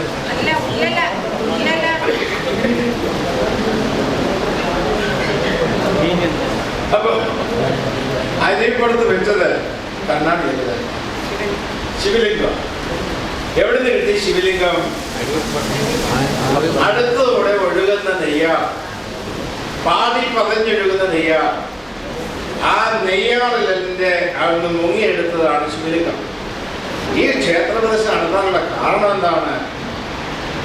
കാരണം അരുവിപ്പുറത്തിനടുത്ത് ആങ്കോട് എന്ന ഗ്രാമം, ആങ്കോട് ഗ്രാമത്തിലൊരു ദേവീക്ഷേത്രം. ആ ആങ്കോട് ദേവീക്ഷേത്രം സവർണ സമുദായം നടത്തുന്ന ക്ഷേത്രമാണ്. അവിടെ ഈഴവരാതി പിന്നോക്ക ജനവിഭാഗങ്ങൾക്ക് പ്രവേശനമില്ല. അവിടെ ദൂരെ നിന്ന് തൊഴാം. ഈഴവരൊക്കെ വളരെ ദൂരെ നിന്ന് തൊഴാം. ക്ഷേത്രം, ക്ഷേത്രത്തിന്റെ കവാടമൊക്കെ വിളക്ക്, ദീപസ്തംഭം ഒക്കെ കഴിഞ്ഞ്, കൊടിമരമൊക്കെ കഴിഞ്ഞതിനപ്പുറത്ത് പണ്ടൊക്കെ ഒരു ക്രിസ്ത്യാനിയെ താമസിപ്പിക്കും. എന്തിനാണെന്നറിയാമോ പട്ടേലെ ക്രിസ്ത്യാനിയെ താമസിപ്പിക്കുന്നത്? എൻ്റെ വീട്ടിൽ ആള് വന്നിട്ടുണ്ട്. ഞങ്ങളുടെ നമ്മുടെ ചാത്തന്നൂരിൽ നിന്ന് കൂടെ കയറുക. പട്ടേൽ തന്നെ ശിവഗിരിയുടെ പഴയ ഒരു പ്രവർത്തകൻ. അറിയോ പട്ടേല് എന്തിനാണ് ഇങ്ങനെ ഈ ക്രിസ്ത്യാനിയെ താമസിപ്പിക്കുന്നതെന്ന്? ഈ ക്രിസ്ത്യാനിയെ താമസിപ്പിക്കുന്നത് എന്തിനാന്ന് ചോദിച്ചു കഴിഞ്ഞാൽ, ആ ക്രിസ്ത്യാനിയുടെ അടുത്ത് വരെ ഈ അയിത്ത ജാതിക്കാർക്ക് വരാം. അത് കഴിഞ്ഞ് ഇങ്ങോട്ട് പോരാൻ പാടില്ല. ഈ അയിത്ത ജാതിക്കാർ പൈസയോ പഴമോ പാലോ ദ്രവ്യങ്ങളോ ഒക്കെ കൊണ്ടുവന്നാൽ ഈ ക്രിസ്ത്യാനിയുടെ കയ്യിൽ കൊടുക്കും. ഈ ക്രിസ്ത്യാനിയുടെ അടുത്ത് വന്ന് ബ്രാഹ്മണൻ തീർത്ഥം തളിച്ച് വാങ്ങിച്ചോണ്ട് പോകും. തൈലാദി വസ്തുക്കൾ അശുദ്ധമായ പൗലോസിനെ കൊണ്ട് തൊടിച്ചെടുക്കാം എന്നുള്ളൊരു പ്രമാണം. നിങ്ങളാരും കേട്ടിട്ടില്ലേ പ്രമാണം?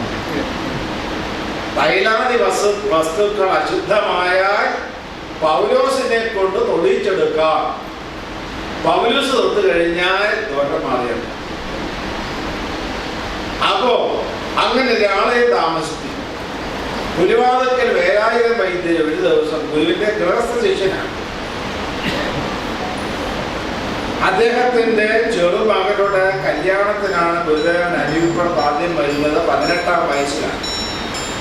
ഇപ്പൊ 30-ാം വയസ്സിലാണ് വീണ്ടും വന്നിരിക്കുന്നത്. അപ്പോ ഗുരുവാദക്കൽ വേലായുധ വൈദ്യർ പറഞ്ഞു, സ്വാമി ആങ്കോട് ക്ഷേത്രത്തിൽ, ദേവീ ക്ഷേത്രത്തിൽ ഞാനിന്ന് തൊഴാൻ പോകും. അപ്പൊ ഗുരുദേവൻ പറഞ്ഞു, അങ്ങനെയാണെങ്കിൽ ഞാനും വരാം.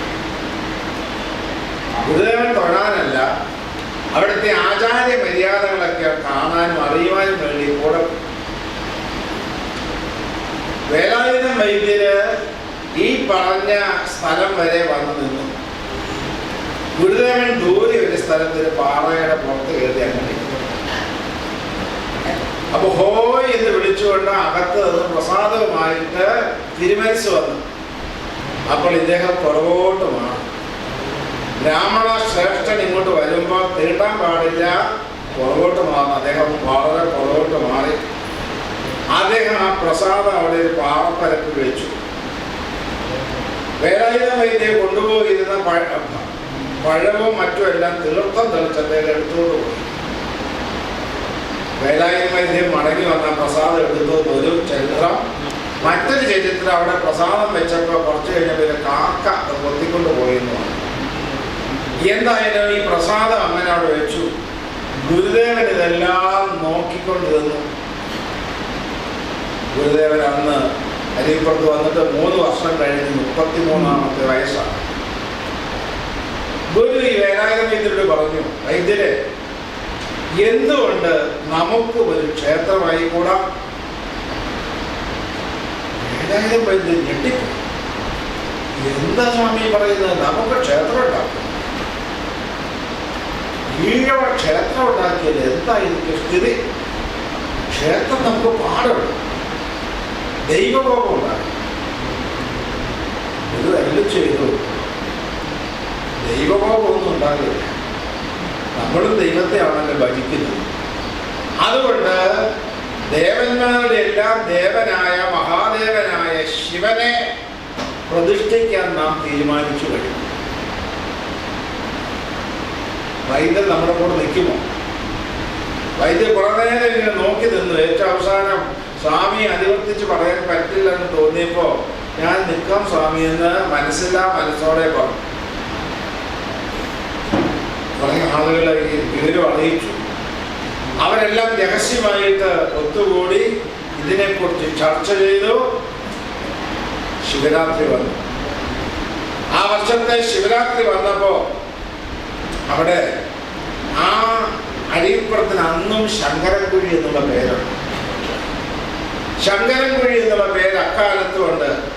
ഗുരുദേവൻ വന്നതിന് ശേഷമല്ല, അതിന് മുമ്പുണ്ട്. കാരണം ആ ശങ്കരൻകുഴിയിൽ ആളുകൾ വന്ന് പിതൃതർപ്പണ കർമ്മങ്ങളും ബലിയിടും. വാവിന് തോന്നും അറിയാവുന്ന രൂപത്തിൽ ബലിതർപ്പണാദി കർമ്മങ്ങളൊക്കെ നിർവഹിച്ച് അവർ പോകാറുണ്ട്. ആ ശങ്കരൻകുഴിയില് ആണ് ഗുരുദേവൻ ശിവരാത്രി നാളിൽ അർദ്ധരാത്രി സമയത്ത് മുങ്ങിയത്. ശിഷ്യന്മാരും അത് ഭീതിതമായ കയറുള്ള കുഴിയുള്ള സ്ഥലമാണ് ശങ്കരൻകുഴി.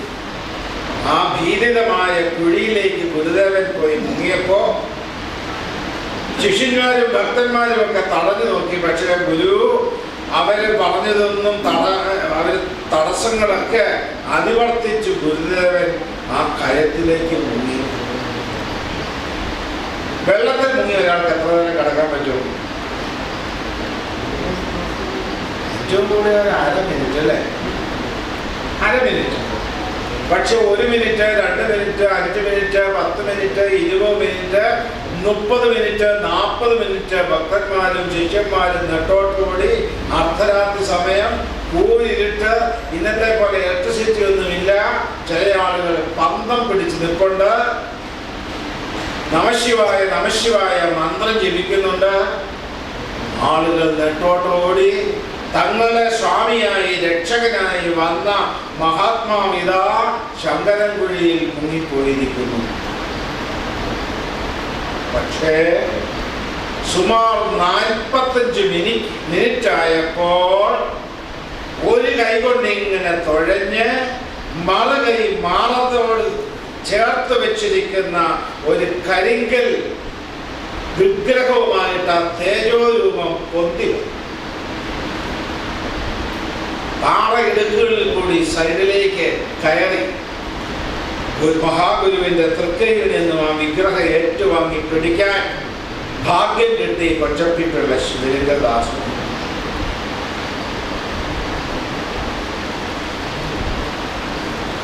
സുമാർ 3 മണിക്കൂർ നേരം ധ്യാനത്തിൽ നിന്നും ആ വിഗ്രഹവുമായി ഒരേ ദിപ്പും ഗുരുദേവൻ 3 മണിക്കൂർ നേരം ആ വിഗ്രഹവുമായിട്ട് അങ്ങനെ തന്നെ നിലയുറപ്പിച്ചു. ഗുരുദേവന്റെ കണ്ണുകളിൽ നിന്നും കണ്ണീർ കണങ്ങൾ ധാരധാരയായി പ്രവഹിച്ചു. ഒരു ക്ഷേത്രത്തിൽ പ്രതിഷ്ഠ നടത്തുമ്പോൾ ജലാധിവാസം എന്നൊക്കെയുള്ള ചില ചടങ്ങുകളുണ്ട്. ആ ചടങ്ങുകൾ ഇവിടെ ഗംഗാജലത്തിന് പകരം ഗുരുദേവന്റെ തൃക്കണ്ണിൽ നിന്ന് ഉതിർന്നു വീണ ആ ജലബിന്ദുക്കൾ കൊണ്ട് ഗംഗാജലത്തിന് സദൃശമായി അത് അഭിഷേകം ചെയ്യപ്പെട്ടു. കുമാരനാശൻ എഴുതിയിരിക്കുന്നു, 3 മണിയോടുകൂടി ഗുരുദേവൻ ആ വിഗ്രഹം പാറപ്പരപ്പിൽ പ്രതിഷ്ഠിച്ചു. ആദ്യത്തെ പ്രതിഷ്ഠ. ആ പ്രതിഷ്ഠയും കഴിഞ്ഞ് ഗുരുദേവൻ അടുത്ത ദിവസം തിരുവനന്തപുരത്തേക്ക് വന്നു. പേട്ടയിൽ വന്നു. അരുവിപ്പുറത്ത് നിന്ന് 30 കിലോമീറ്റർ ദൂരെ ആ പേട്ട. ഇന്നത്തെ പോലെ വാഹന സൗകര്യമൊന്നുമില്ല. കുതിരവണ്ടിയുണ്ട്, കാളവണ്ടിയൊക്കെ ഉണ്ട്. പക്ഷെ സ്വാമി കുതിരവണ്ടിയും കാളവണ്ടിയൊന്നും ഉപയോഗിക്കാറില്ല. മൃഗങ്ങൾക്കൊക്കെ ഒരു മനുഷ്യനെ വലിച്ചുകൊണ്ട് പോകാൻ വലിയ താല്പര്യം ഉണ്ടാകില്ല. അതുകൊണ്ട് കുതിരവണ്ടിയിലും കാളവണ്ടിയിലൊന്നും ഗുരുദേവൻ കയറാറില്ല. കൂടുതലും നടന്നയാൾ. ഗുരുദേവന്റെ സ്ഥിതി അറിഞ്ഞുകൊണ്ട് കൊല്ലംകാരനൊരാൾ കേശവൻ ഗുരുദേവന് റിക്ഷ വാങ്ങിക്കൊടുത്തു. ആ റിക്ഷയിൽ പിന്നെ സഞ്ചരിച്ചു. ആളുകൾ റിക്ഷ വലിക്കാൻ ഭക്തന്മാർ ക്യൂ നിന്നു. ഗുരുദേവനെ റിക്ഷയിലിരുത്തി വലിക്കുന്നത് ജീവിതത്തിന്റെ നേർച്ചയായി പുണ്യമായി കരുതിയ ഭക്തജനങ്ങൾ ക്യൂ നിന്നു. തനിക്ക് വരുന്നു ഗുരുദേവനെ റിക്ഷയിൽ വെച്ച് വലിക്കണം. അങ്ങനെ ഗുരുദേവനെ റിക്ഷയിൽ പിൽക്കാലത്ത് സഞ്ചരിച്ചിരുന്നു. നിങ്ങൾ കണ്ടിട്ടുണ്ടോ റിക്ഷ? എവിടെ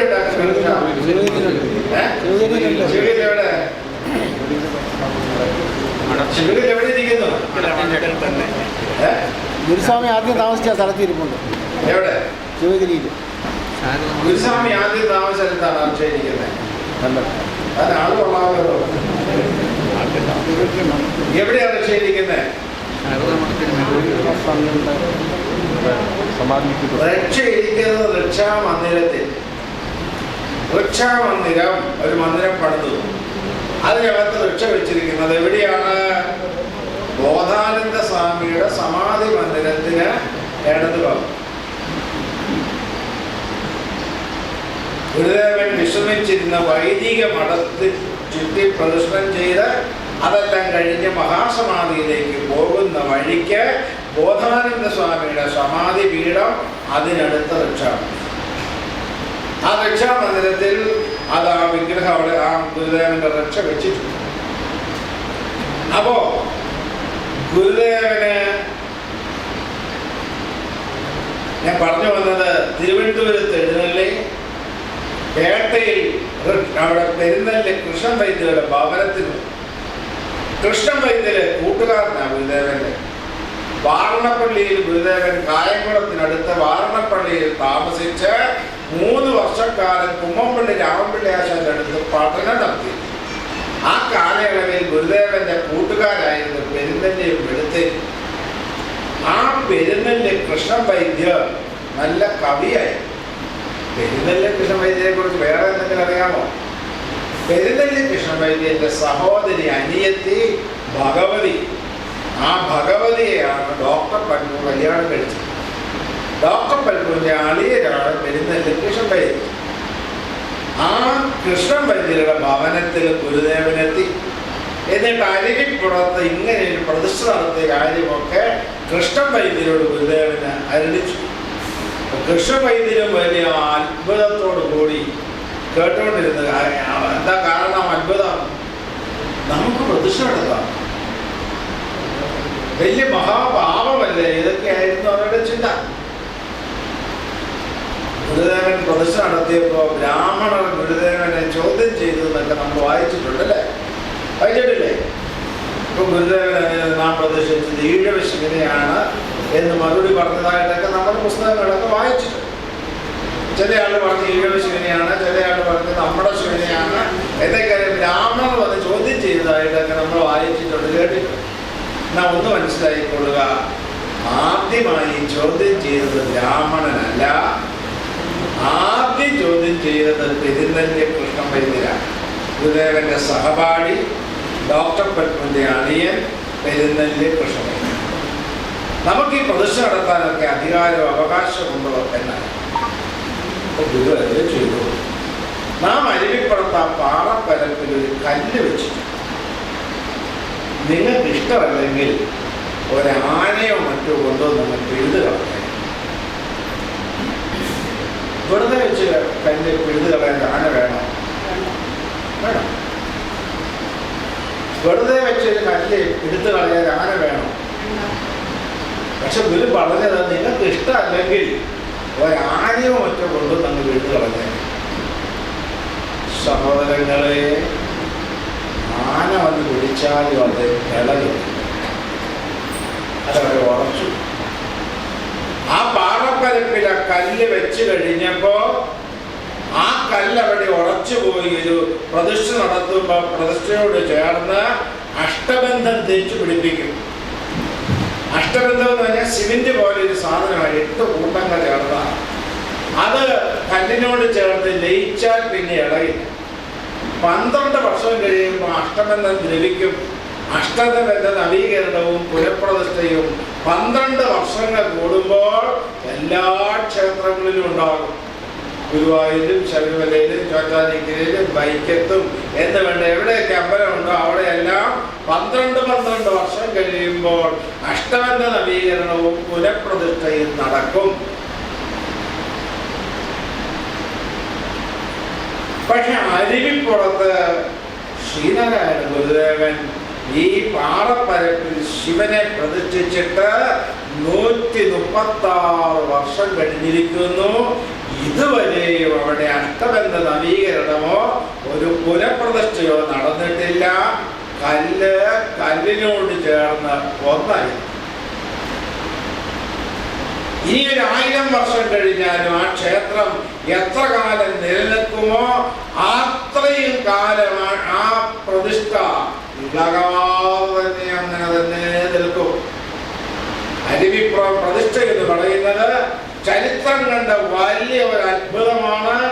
അതോടൊപ്പം തന്നെ മറ്റൊരു അത്ഭുതമാണ് അതവിടെ ഇളകാതെ ഇരിക്കുന്നത്. ഞാന് ഇതിനെക്കുറിച്ച് അരിപ്പുറത്ത് ഞാൻ കുറെ കാലം കഴിഞ്ഞിട്ടുണ്ട്. ക്ഷേത്രത്തിനകത്ത് കയറി ഇത് ഞാനിങ്ങനെ നോക്കിയിട്ടുണ്ട്. അതിനെക്കുറിച്ച് വലിയ അന്വേഷണങ്ങൾ നടത്തിയിട്ടുണ്ട്. നമ്മുടെ പഴം തൊലി കളഞ്ഞിങ്ങനെ മേശപ്പുറത്ത് ഇടിച്ചു വെച്ചാൽ എങ്ങനെയാണ് ചതഞ്ഞ് അവിടെ ഇരിക്കുന്നത്, അതുപോലെ ആ പാറപ്പരപ്പിലേക്ക് കല്ലങ്ങനെ.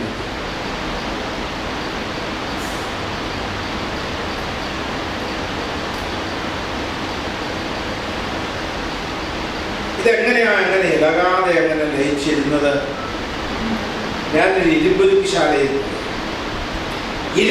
ശാലയിൽ ചെന്നപ്പോൾ അവിടെ ഇങ്ങനെ ഇരുമ്പ് വെട്ടിത്തിളയ്ക്കുന്ന ഇരുമ്പ് ലായനിയെ കുറിച്ച് വിശദീകരിച്ച് അതിൻ്റെ ഉടമസ്ഥൻ എഞ്ചിനീയർ കൂടിയാണ്. അയാൾ പറഞ്ഞു തന്നു, സ്വാമി, ഈ വെട്ടിത്തിളയ്ക്കുന്ന ഇരുമ്പ് ലായനി മോൾഡിൽ ഒഴിച്ച് അത് തണുത്തുറച്ച് കഴിയുമ്പോൾ രാഗി നമ്മൾ ഓരോരോ പണി ആയുധങ്ങൾ ഉണ്ടാക്കുന്നു. തൂമ്പ ഉണ്ടാക്കുന്നതും വെട്ടരുവ ഉണ്ടാക്കുന്നതും പിച്ചാത്തി ഉണ്ടാക്കുന്നതും കോടാലി ഉണ്ടാക്കുന്നതും ഒക്കെ അങ്ങനെയാണ് എന്ന് പറഞ്ഞു. ഈ ലായിനി ഇങ്ങനെ തണുപ്പിച്ച് ഇങ്ങനെ രാഗി വിഗ്രഹങ്ങളാക്കുക, ഓരോ ആയുധങ്ങളാക്കുക. അപ്പൊ ഞാൻ ചോദിച്ചു, ഈ ലായിനി എങ്ങനെയാണ് ആ രൂപത്തിൽ? അതിപ്പോ പറഞ്ഞ മോൾഡിലേക്ക് വയ്ക്കും. മോൾഡ് എന്തുകൊണ്ടുണ്ടാക്കുന്നതാ? മോൾഡ് മണ്ണ് കൊണ്ടുണ്ടാക്കുന്ന മോൾഡിലേക്ക് ഇങ്ങനെ വെട്ടിത്തിളയ്ക്കുന്ന ഇരുമ്പ് ലായനി താങ്ങുമോ? അപ്പൊ അയാൾ പറഞ്ഞു, സ്വാമി, 2400 സെന്റിഗ്രേഡ് ചൂടിലാണ് ഇരുമ്പ് ഇതേപോലെ തിളയ്ക്കുന്നത്.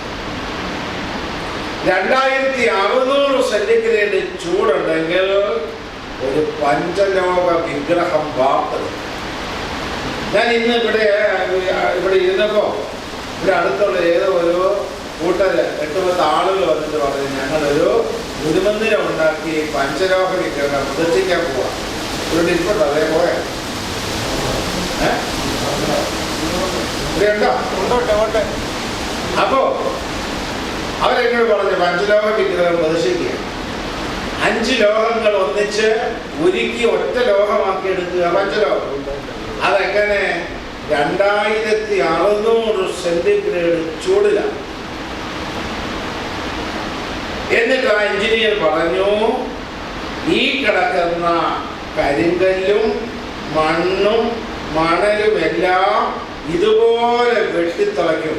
ഇരുമ്പ് ലായനി പോലെ വെട്ടിത്തിളയ്ക്കും. എങ്ങനെ?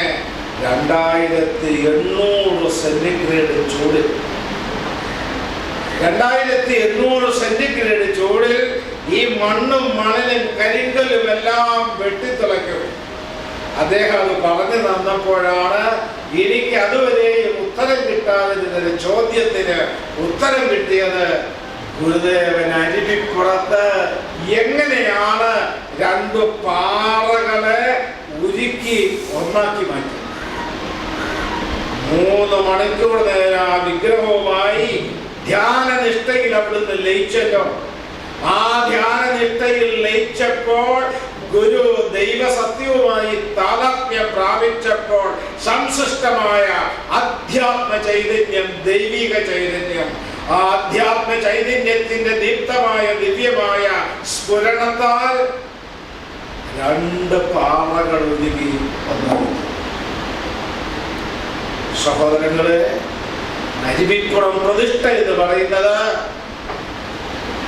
ലോകം കണ്ട ഏറ്റവും വലിയ വിപ്ലവമാണെന്ന് സി അച്യുതമേനോൻ കമ്മ്യൂണിസ്റ്റ് നേതാവ് പറഞ്ഞു. ശരിയാണ്, അതൊരു വലിയ വിപ്ലവം. ഒരു തുള്ളി രക്തം ചിന്താതെയുള്ള വിപ്ലവം, ഒരു കറുത്ത വാക്ക് പറയാതെയുള്ള വിപ്ലവം.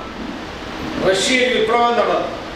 എത്രയോ തലകൾ അരിഞ്ഞു വീഴും, രക്തപ്പുഴകൾ ഒഴുകി. ഫ്രഞ്ച് വിപ്ലവം, ലോകത്തിന്റെ നാനാഭാഗങ്ങളിലെ നിരവധി വിപ്ലവങ്ങൾ. ആ വിപ്ലവങ്ങളിലൊക്കെ തലകൊയ്യലും രക്തച്ചൊരിച്ചിലും ഒക്കെയാണെങ്കിൽ ശ്രീനാരായണ ഗുരു സൃഷ്ടിച്ച അധ്യാത്മ വിപ്ലവത്തിൽ ഒരു തുള്ളി രക്തം ചിന്തില്ല, ഒരു കറുത്ത വാക്ക് പറഞ്ഞില്ല, ഒരു ശത്രുവിനെയും സൃഷ്ടിച്ചില്ല. ലോകം കണ്ട ഏറ്റവും വലിയ അധ്യാത്മ വിപ്ലവം ശ്രീനാരായണ ഗുരു അരുവിപ്പുറത്ത് സൃഷ്ടിച്ചുവെന്ന് കമ്മ്യൂണിസ്റ്റ് നേതാവായ അച്യുതമേനോൻ പ്രഖ്യാപിച്ചു. ഞാൻ പറയട്ടെ പ്രിയ സഹോദരങ്ങളെ, അരുവിപ്പുറം പ്രതിഷ്ഠ എന്ന് പറയുന്നത് അതൊരു അധ്യാത്മ വിപ്ലവം മാത്രമല്ല, ആ പ്രതിഷ്ഠയിൽ സംഭവിച്ച ഒരു അത്ഭുതമുണ്ട്. ആ അത്ഭുതം കൂടി അറിയാതെ ഗുരുദേവനെ നമുക്കറിയാൻ പറ്റില്ല. എന്തുകൊണ്ട് ശ്രീനാരായണ ഗുരുദേവൻ ആരെന്ന് ചോദിച്ചപ്പോൾ നിങ്ങൾക്ക് ശരിയായ ഉത്തരം പറയാൻ സാധിച്ചില്ല?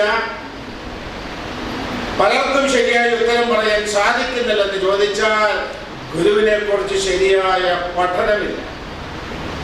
ശ്രീനാരായണ ഗുരുവിൻ നിർവഹിച്ച സാമൂഹ്യ പരിഷ്കരണവും സാമൂഹ്യ വിപ്ലവവും മാത്രം വെച്ചുകൊണ്ട് സാമൂഹ്യ പരിഷ്കർത്താവാണ്, നവോത്ഥാന നായകനാണ് എന്നൊക്കെ പറഞ്ഞ് തെക്കും വടക്കും നടക്കുന്നതല്ലാതെ ശ്രീനാരായണ ഗുരു എന്ന അധ്യാത്മ ഗുരു ശ്രീകൃഷ്ണനെ പോലെ, ശ്രീബുദ്ധനെ പോലെ, യേശു ക്രിസ്തുവിനെ പോലെ, ശങ്കര ഭഗവത്പാദനെ പോലെയുള്ള അധ്യാത്മ ഗുരു, ആ അധ്യാത്മ ഗുരുവിനെ അറിഞ്ഞാൽ മാത്രമേ ശ്രീനാരായണ ഗുരുവിനെ അറിയുവാൻ സാധിക്കുകയുള്ളൂ. ആ അധ്യാത്മ ഗുരു തപസ്സിലൂടെയാണ് ഗുരുവായി പ്രകാശിച്ചത്. തപസ്സാണ് മഹാത്മാക്കളെ സൃഷ്ടിക്കുന്നത്. തപസ് കൊട്ടാരം വിട്ടിറങ്ങിപ്പോയ സിദ്ധാർത്ഥൻ തപസ് ചെയ്തപ്പോൾ അദ്ദേഹത്തെ ബുദ്ധനാക്കി മാറ്റി. തപസ്സിലൂടെ യേശു ബാല്യകാലത്ത് ഇമ്മാനുവേൽ എന്ന് പേരോട് കൂടിയവനായ യേശു തപസ്സിലൂടെ പിതാവ് പുത്രൻ പരിശുദ്ധാത്മാവെന്നുള്ള തൃത്വത്തെ അറിഞ്ഞ് അദ്ദേഹം ദൈവത്തെ അറിഞ്ഞവനായി ക്രിസ്തുവായി. തപസ്സാണ് ഇമ്മാനുവേലെ യേശുവിനെ ക്രിസ്തുവാക്കിയത്.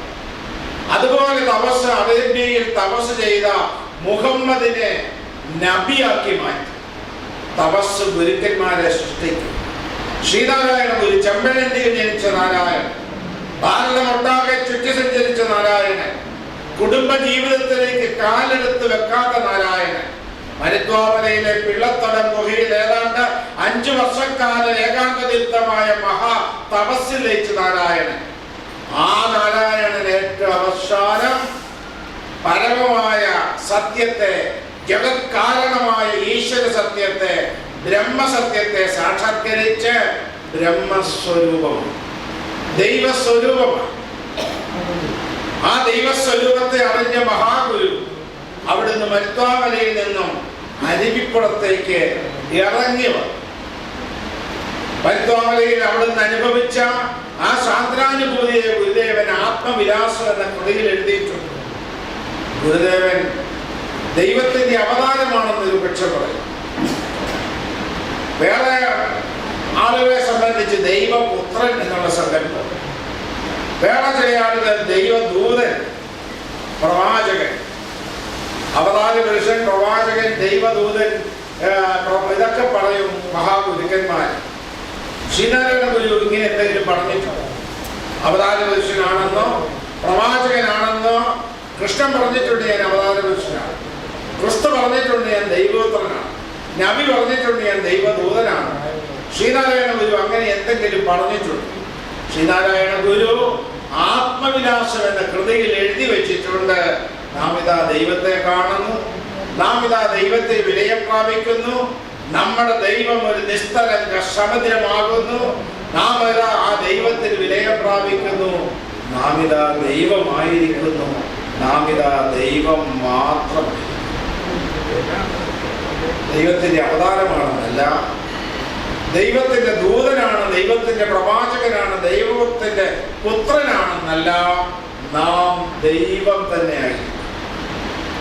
വേദാന്ത ആചാര്യനായ ശങ്കരാചാര്യ ഉപനിഷത്തിനെ വ്യാഖ്യാനിച്ചുകൊണ്ട് പറഞ്ഞു. ഉപനിഷത്തിലുണ്ട് ബ്രഹ്മൈവ ഭവതി, ബ്രഹ്മത്തെ ദൈവത്തെ അറിഞ്ഞയാള് ദൈവം തന്നെയാവും. ഉപനിഷത്തിലുള്ളതാണ്. ഗുരുദേവൻ ആ ബ്രഹ്മത്തെ അറിഞ്ഞ് ദൈവത്തെ അറിഞ്ഞ് ദൈവം തന്നെയായി തീർന്നയാളാണ്. മനീഷ പഞ്ചകത്തിലൂടെ ശങ്കര ഭഗവത്പാദർ പ്രഖ്യാപിച്ചത്, ദൈവത്തെ അറിഞ്ഞ ഒരു ഗുരുവിനെ ദൈവത്തെ അറിഞ്ഞവനെന്ന് വിളിക്കരുത്, ദൈവം ബ്രഹ്മൈവത ബ്രഹ്മവിത്, ബ്രഹ്മത്തെ അറിഞ്ഞവനെന്ന് വിളിക്കരുത്, ബ്രഹ്മം ദൈവം എന്നു തന്നെ വിളിച്ചുകൊള്ളണം. ആ അർത്ഥത്തിലാണ് ഗുരുദേവൻ നാം ദൈവം തന്നെയാകുന്നു, ദൈവം തന്നെ, ദൈവം തന്നെയായിട്ട് അവിടുന്ന് അരുവിപ്പുറത്തേക്ക് ഇറങ്ങി വന്നു. 6 പടിയുള്ള ഒരു കുളം, ഓരോ പടിയിലൂടെ ഓരോരുത്തരിറങ്ങി. ഒരുത്തൻ പറഞ്ഞു ഇതാ വെള്ളം, രണ്ടാമത്തെ ആള് പറഞ്ഞു തണ്ണി, പാനി, വാട്ടർ, ജലം, തോയം. എന്ത് വ്യത്യാസം!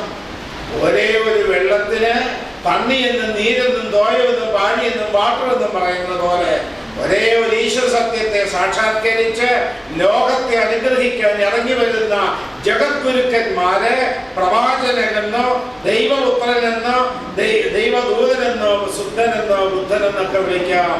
എല്ലാം ഒന്ന് തന്നെ. ഗുരുദേവൻ പ്രവാചകനാണ്, അവതാര പുരുഷനാണ്, ദൈവപുത്രനാണ്, സിദ്ധനാണ്, ബുദ്ധനാണ്, എല്ലാറ്റിനുപരി സാക്ഷാൽ ജഗദീശ്വരനാണ്. സാക്ഷാൽ ജഗദീശ്വരൻ. ആ ജഗദീശ്വരന് ഒരു രൂപമുണ്ടായി. ആ രൂപമാണ് നമ്മൾ ഈ ഫോട്ടോയിൽ കാണുന്നത്. ആദ്യ ശിഷ്യനായ ശിവലിംഗ സ്വാമി, ഇപ്പൊ നാം ഇതുവരെ പറഞ്ഞ ശിവലിംഗ സ്വാമി അത് എഴുതി വെച്ചു. ഓം ബ്രഹ്മണേ മൂർത്തിമതേ. ആ ബ്രഹ്മം, ആ ദൈവം മൂർത്തിയായി രൂപം. ആ ദൈവം രൂപമായതാണ് ശ്രീനാരായണ ഗുരു. അത് 30ാമത്തെ വയസ്സിൽ, 73ാമത്തെ വയസ്സിലാണ് ഗുരുദേവന്റെ മഹാസമാധി. 30 വയസ്സിൽ സമാധിയായി, 73ാമത്തെ വയസ്സിൽ മഹാസമാധി. സമാധിയും മഹാസമാധിയും തിരിച്ചറിയും. പലരും സ്വാമി എന്നാ സമാധിയായത്, ചിലയാളുടെ സ്വാമി എന്നാ മരിച്ചേ, ഇതൊക്കെ ചോദിച്ചു നടക്കുന്ന ആളുകളുണ്ട്. ഗുരുദേവൻ സമാധിയായപ്പോൾ 30 വയസ്സാണ്. മഹാസമാധി 73ാമത്തെ വയസ്സിൽ ദൈവം ശരീരത്തോടു കൂടിയിരുന്നു. അപ്പോൾ മഹാസമാധി 73ാമത്തെ വയസ്സിൽ. ആ ഗുരുവിനെ, ആ ദൈവത്തെ നാം വേണ്ടവണ്ണം അറിഞ്ഞ് ആരാധിക്കാൻ സാധിക്കണം. അത് മനസ്സിലാക്കിയാണ് ഗുരുവിന്റെ കൂടെ നടന്ന കുമാരനാശാൻ ആരായെങ്കിൽ അന്ധത്വം ഒഴിച്ചാതി മഹസ്യൻ നേരാം വഴി കാട്ടും ഗുരുവല്ലോ പരദൈവം. ഗുരുദേവൻ പരമദൈവം.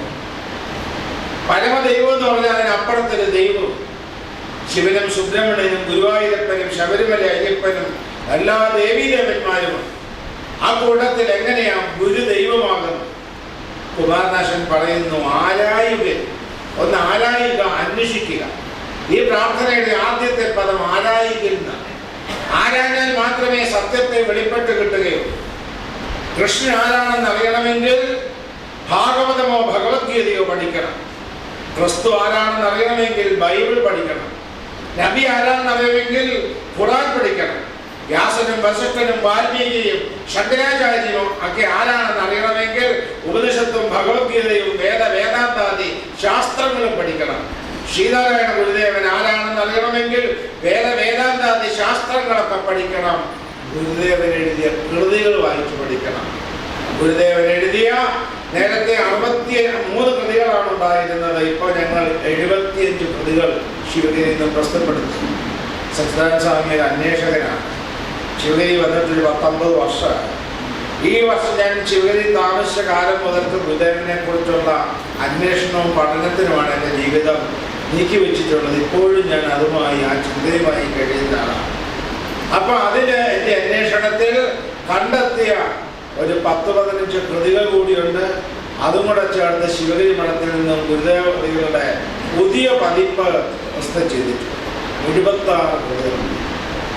ഈ കൃതികൾ വായിച്ചു പഠിച്ചാലേ ശ്രീനാരായണ ഗുരുദേവൻ ആരാണെന്ന് അറിയുവാൻ സാധിക്കും. എനിക്ക് ഇവിടെ പ്രസംഗിക്കാൻ തന്ന വിഷയം ഗുരുദേവനോടുള്ള പ്രതിബദ്ധത എന്നാണ്. ഗുരുദേവനോട് നമ്മുടെ പ്രതിബദ്ധത എന്താ? ഗുരുവാണ് നമ്മുടെ വഴിയും വഴികാട്ടിയുമായ പരമഗുരുവും പരമദൈവം. ഗുരു പ്രത്യക്ഷ ദൈവം. ഗുരു നമ്മുടെ പ്രത്യക്ഷമായ ദൈവം. ഗുരുദേവന്റെ അധ്യാത്മഭാവം, ദൈവീക ഭാവം, ഈശ്വരീയ ഭാവം അറിഞ്ഞ് ഗുരുവിന്റെ ഉപാസന ജീവിതത്തിന്റെ ഭാഗമാണ്. എല്ലാ ദിവസവും ഗുരുധർമ്മ പ്രചരണ സഭയുടെ ആളുകൾ ചെയ്യേണ്ട ഒരു കാര്യം ശിവഗിരി മഠത്തിൽ നിന്നും പ്രഖ്യാപനം ചെയ്തിട്ടുണ്ട്. നിങ്ങളെല്ലാം ഗുരുധർമ്മ പ്രചരണ സഭയുടെ പ്രവർത്തകരാണ്. രാവിലെ 6:15 ഗുരുദേവന്റെ ജനനം. 6 മണി മുതൽ 6:30 മണി വരെ അരമണിക്കൂർ നേരം പ്രാർത്ഥനയിലായിരിക്കും. എല്ലാ വീടുകളിലും എല്ലാവരും പ്രാർത്ഥന ചെയ്യണം. നിങ്ങൾ ഈ കൊട്ടാരക്കാരക്കാര് പുത്തൂരുകാരൊക്കെ ദിവസവും പ്രാർത്ഥിക്കുമോ? പ്രാർത്ഥിക്കുന്നതിന്റെ എണ്ണം കുറച്ച് കുറവായിരിക്കും. എണ്ണം കുറച്ച് കുറവല്ലേ വല്യമ്മേ? കുറച്ച് കുറവല്ലേ? കാരണം ഈ പ്രാർത്ഥനയുടെ അർത്ഥമൊക്കെ വേണ്ടവണ്ണം പറഞ്ഞു തന്ന് പരിശീലിപ്പിച്ചിട്ടില്ല എന്നുള്ളതാണ് യാഥാർത്ഥ്യം.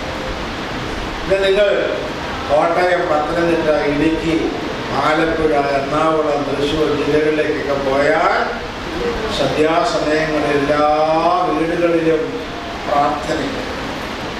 ആ പ്രാർത്ഥനയ്ക്ക് പ്രധാനപ്പെട്ട കാരണം ഞാൻ പറയാം. ഞാൻ അഹം പറയാന്ന് വിചാരിക്കേണ്ട സച്ചിദാനന്ദ സ്വാമി. ഞാൻ അവിടെയെല്ലാം നടത്തി ആധ്യാത്മിക ദിവ്യ യജ്ഞം, ശ്രീനാരായണ ദിവ്യപ്രബോധനം, ധ്യാനം എന്ന പേരിൽ ഒരാഴ്ച കാലമൊക്കെ ചിലപ്പോൾ നീണ്ടു വെക്കും.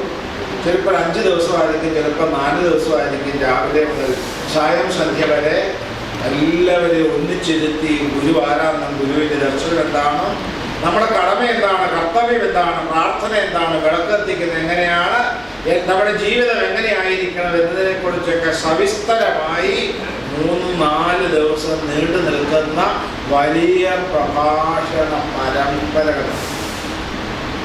നടന്ന പ്രദേശങ്ങളിലെല്ലാം വലിയ മാറ്റങ്ങൾ. അവിടെയെല്ലാം 100 കണക്കിന് ഗുരുദേവ ക്ഷേത്രം ഉയർന്നു വന്നു. അവിടെയെല്ലാം മാസം തോറും ചതയം പ്രധാനുഷ്ഠാനം. അവിടെയെല്ലാം 2 നേരവും പ്രാർത്ഥന വീടുകളിൽ കൃത്യമാണ്. ഗുരുദേവന്റെ പ്രതിമ പ്രതിഷ്ഠിച്ച മന്ദിരങ്ങളിൽ സന്ധ്യാസമയത്ത് 100 കണക്കിന് ആളുകൾ ഗുരുദേവനെ ഭരിക്കാൻ വരും. കാരണം ഗുരുദേവൻ ആരാണെന്ന് അവർ പറഞ്ഞ് മനസ്സിലാക്കി. അങ്ങനെ ഒരു വലിയ മാറ്റം, പരിണാമം, പരിവർത്തനം ഈ ദിവ്യപ്രബോധന ധ്യാനയജ്ഞം നടന്ന സ്ഥലങ്ങളിലെല്ലാം വ്യാപകമായി നടന്നിട്ടുണ്ട്. ഞാൻ നമ്മളുടെ പുത്തൂർ ശോഭൻ ഈ ധ്യാനത്തിൽ എന്നോടൊപ്പം പലയിടത്തും വന്ന് പങ്കെടുത്താണ്. ശോഭനും ഉദയശ്രീയും. ഞാൻ ഇവരുടെയൊക്കെ പല പ്രാവശ്യം പറഞ്ഞിട്ടുണ്ട്, നിങ്ങൾ ഈ കൊട്ടാരക്കരയിൽ നല്ല ഒരു ദിവ്യപ്രബോധനവും ധ്യാനവും വെച്ചാൽ ഗുരുദേവൻ ആരാണെന്ന് അറിയാൻ പറ്റും, ഗുരുദേവന്റെ കൃതികൾ എന്താണെന്ന് അറിയാൻ പറ്റും, നമ്മുടെ ജീവിതചര്യ എന്താണെന്ന് അറിയാൻ പറ്റും, നമ്മുടെ പ്രതിബദ്ധത എന്താണെന്ന് അറിയാൻ പറ്റും, പ്രാർത്ഥന, ജപം, ധ്യാനം ഇവയൊക്കെ അറിയാൻ പറ്റും. അത് നമ്മുടെ ജീവിത ലക്ഷ്യമാണ്. രാവിലെ എഴുന്നേറ്റ് 6 മണി മുതൽ 6:30 മണി വരെ അരമണിക്കൂർ നേരം വീട്ടിലുള്ള എല്ലാ അംഗങ്ങളും ഗുരുദേവന്റെ തിരുമുമ്പിൽ വിളക്ക് കത്തിച്ച് ഒന്നിച്ചിരുന്ന് പ്രാർത്ഥിക്കണം. ഒരുപക്ഷെ കുളിക്കാൻ സാധിച്ചില്ലെങ്കിൽ സാരമില്ല, കൈയും കാലും മുഖവും കഴുകി ഗുരുദേവൻ തിരുവവതാരം ചെയ്ത സമയത്തെ ഉള്ളിൽ കണ്ടുകൊണ്ടൊരു പ്രാർത്ഥന എല്ലാ വീടുകളിലും രാവിലെ. വൈകുന്നേരം വീട്ടുകാരെ എവിടെയൊക്കെ ജോലിക്കോ പറമ്പിൽ പഠിക്കാനോ മറ്റു പണിക്കൊക്കെ പോയതാണെങ്കിൽ എപ്പോൾ വീട്ടിൽ വരുന്നോ അപ്പം കൈയും കാലും മുഖവും കഴുകി എല്ലാവരും ഒന്നിച്ചിരുന്നൊരു പ്രാർത്ഥന കഴിഞ്ഞിട്ട് ആഹാരം കഴിക്കാം. ഒന്നിച്ചിരുന്ന് ആഹാരം കഴിക്കാം. ഇന്ന് പത്രങ്ങളിൽ എടുത്തു നോക്കിയ ബീഭത്സമായ വാർത്തകളാണ്. കൊലപാതകത്തിന്റെ കൊച്ചു കുട്ടികൾ പോലും കൊലപാതകങ്ങൾ നടത്തും. മദ്യത്തിനും മയക്കുമരുന്നിനും വഴിപ്പെട്ടു പോകും. ആത്മഹത്യ, 11 വയസ്സുള്ള പെൺകുട്ടി ആത്മഹത്യ, 11 വയസ്സുള്ള പെൺകുട്ടി പ്രസവിച്ചു.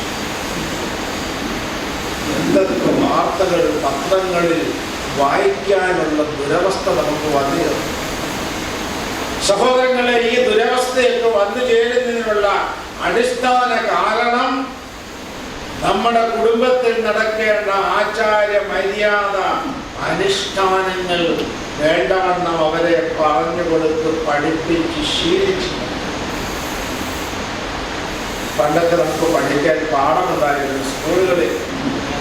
പുലേരും മുമ്പുണരണം, ഉണർന്നാലേറ്റിരിക്കണം, പുലേരും മുമ്പുണരണം. എന്താ സഹോദരൻ, ഈ പ്രാർത്ഥനയ്ക്ക് നമുക്ക് പണ്ട് പഠിക്കാനില്ലായിരുന്നു. പുലേരും മുമ്പുണരണം, ഉണർന്നാലേറ്റിരിക്കണം. പുലൻ മുമ്പേ എഴുതേക്കണം. സൂര്യൻ വെളിച്ചമാ, ബുദ്ധി വെളിച്ചമാ, അറിവ് വെളിച്ചമാ. ഉറക്കമോ ഉറക്കം ഇരുട്ടാണ്. സൂര്യൻ ഉദിക്കുമ്പോൾ കിടന്നുറങ്ങിയാലോ ബുദ്ധി കരിക്കട്ടെ. സ്കൂളിലും കോളേജിലും ഒക്കെ പഠിക്കുന്നവര് സൂര്യോദയത്തിന് മുമ്പേ എഴുന്നേറ്റ് കുളിക്കണം. അത് മാതാപിതാക്കൾ ആദ്യം എഴുന്നേറ്റ് കുളിക്കണം. പുലേരും മുമ്പുണരണം, ഉണർന്നാലേറ്റിരിക്കണം. അമ്മയെ കാണണം മുമ്പിൽ, അച്ഛനെ തൊഴുതിടണം. അച്ഛനമ്മമാർ കാണുന്ന ദൈവമാണെന്ന് ഓർക്കണം. ഇതൊക്കെ സ്കൂളിൽ പഠിക്കാനുണ്ടായിരുന്നു. വീട്ടിലും അങ്ങനെ ശീലിപ്പിച്ചു. മുതിർന്ന ആളുകൾ വന്നാൽ മോനെ മോളെ എഴുന്നേൽക്ക്, നമസ്കരിക്ക്, നീ പരീക്ഷയ്ക്ക് പോകുന്നു, സ്കൂളിൽ പോകുന്നു, അച്ഛനെ വല്യച്ഛനെ വല്യമ്മയെ ചെന്ന് പാദം തൊട്ട് നമസ്കരിച്ച് അനുഗ്രഹം വാങ്ങിക്കൊണ്ട് സ്കൂളിൽ പോകും, നീ ജോലിക്ക് പോകും, എല്ലാം ചെയ്യൂ. ആചാര്യ മര്യാദകളും അനുഷ്ഠാനങ്ങളും മക്കൾക്കും കൊച്ചുമക്കൾക്കും പറഞ്ഞു കൊടുത്ത് ശീലിപ്പിച്ചിരുന്നു. ഇപ്പോൾ അതുകൊണ്ടോ അതെല്ലാം നഷ്ടപ്പെട്ടു പോയി. ആചാര മര്യാദകളും അനുഷ്ഠാനവും എല്ലാം മാറിപ്പോയിരിക്കും. ഇതൊക്കെ പറഞ്ഞു കൊടുത്ത വീട്ടിൽ മാതാപിതാക്കൾ മാതൃകയാണ്. അച്ഛനും വീട്ടിൽ വിശേഷ ദിവസങ്ങൾ വരുമ്പോൾ കുപ്പി പൊട്ടിച്ചാൽ മക്കളും കുപ്പി പൊട്ടിക്കുന്നവരായി മാറും. കൊച്ചുമക്കൾ മദ്യത്തിനും മയക്കുമരുന്നിനും വിധേയരാകുന്നത് ഈ വീട്ടിലെ കുടുംബനാഥന്മാർ വിശേഷ ദിവസം വരുമ്പോൾ, ഓണത്തിനാകട്ടെ, വിഷുവിനാകട്ടെ, വിവാഹത്തിനാകട്ടെ, അങ്ങനെയുള്ള ചടങ്ങുകൾ വരുമ്പോൾ സന്ധ്യാസമയത്ത് കുപ്പി പൊട്ടിക്കുന്നത് കൊച്ചുമക്കൾ ദൂരെ നിന്നോ ഒളിച്ചു നിന്നോ കാണും. ചിലപ്പോൾ ഈ മക്കൾക്കും ശകലം ഒഴിച്ചു കൊടുത്തത് അത് ആ പിള്ളേരുടെ ജീവിതത്തിന്റെ ഭാഗമായി മാറുന്നു.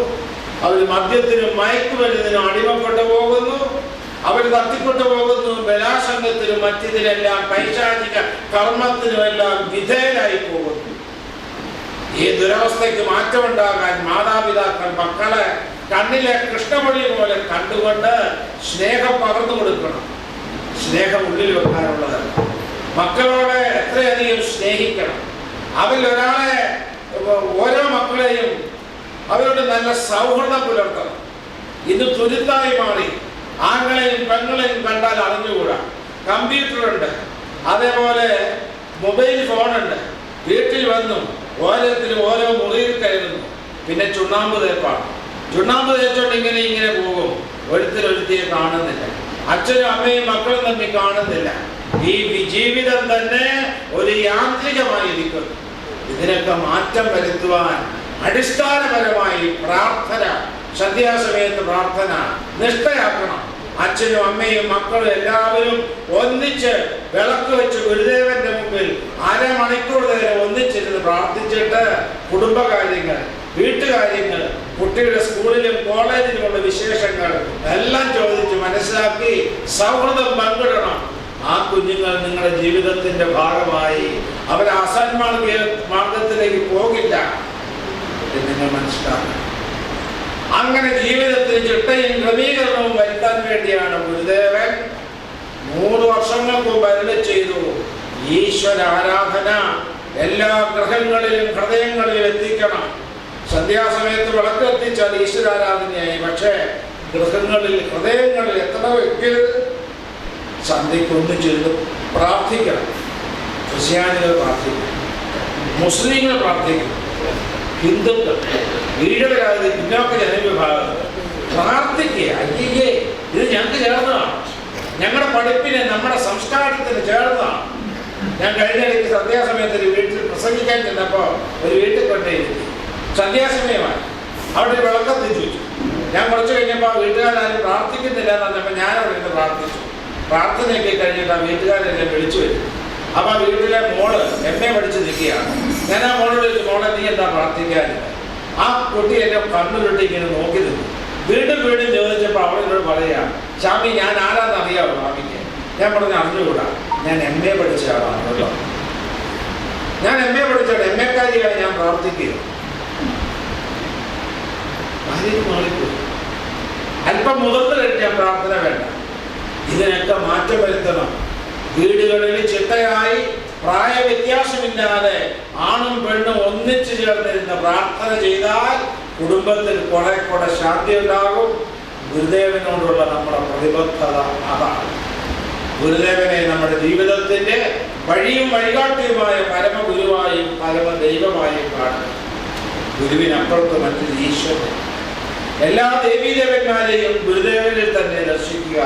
ഗുരു ബ്രഹ്മാവാണ്, ഗുരു വിഷ്ണുവാണ്, ഗുരുദേവനായ മഹേശ്വരനാണ്, ഗണപതിയാണ്, ലക്ഷ്മിയാണ്, പാർവതിയാണ്, സുബ്രഹ്മണ്യനാണ്, എല്ലാമാണ് ഗുരു. ഇതിനതീതമായി ഗുരു സാക്ഷാത് പരബ്രഹ്മമാണ്. സാക്ഷാത് പരബ്രഹ്മമാണ് ഗുരു. ആ പരബ്രഹ്മത്തിൽ നിന്നുമാണ് എല്ലാം ഉണ്ടായത്. ശബരിയുധാനിലെ സകല പ്രപഞ്ചവും ഉണ്ടായത് പരബ്രഹ്മത്തിൽ നിന്നുമാണ്. ശ്രീനാരായണ ഗുരു ആദിമമായ ആ പരബ്രഹ്മ സത്യമാണ്.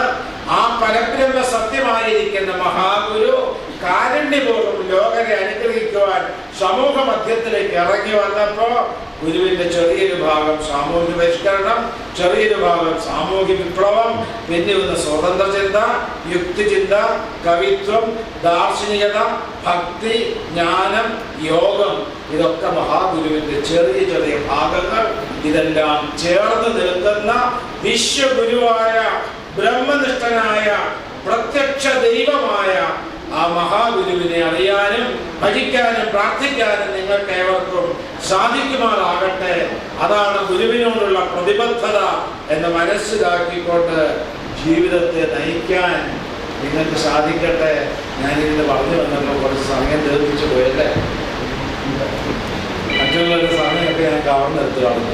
എല്ലാവരും ക്ഷമിക്കുക, ഞാൻ പറഞ്ഞു ഇങ്ങനെ പറഞ്ഞു.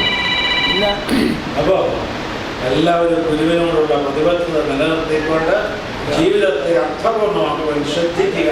മക്കളെയും കൊച്ചുമക്കളെയും ഒക്കെ ഗുരുവിന്റെ യഥാർത്ഥ സ്വരൂപം പറഞ്ഞു കൊടുത്ത് പഠിപ്പിച്ച് യഥാർത്ഥ ശ്രീനാരായണീയരായി, വാക്കുകൊണ്ടും മനസ്സുകൊണ്ടും പ്രവൃത്തി കൊണ്ടും ശ്രീനാരായണീയരായി ജീവിക്കാൻ നിങ്ങൾക്ക് സാധിക്കട്ടെ എന്ന് പ്രാർത്ഥിച്ച് എൻ്റെ വാക്കുകൾ ഗുരുദേവ പാദങ്ങളിൽ സമർപ്പിക്കുന്നു.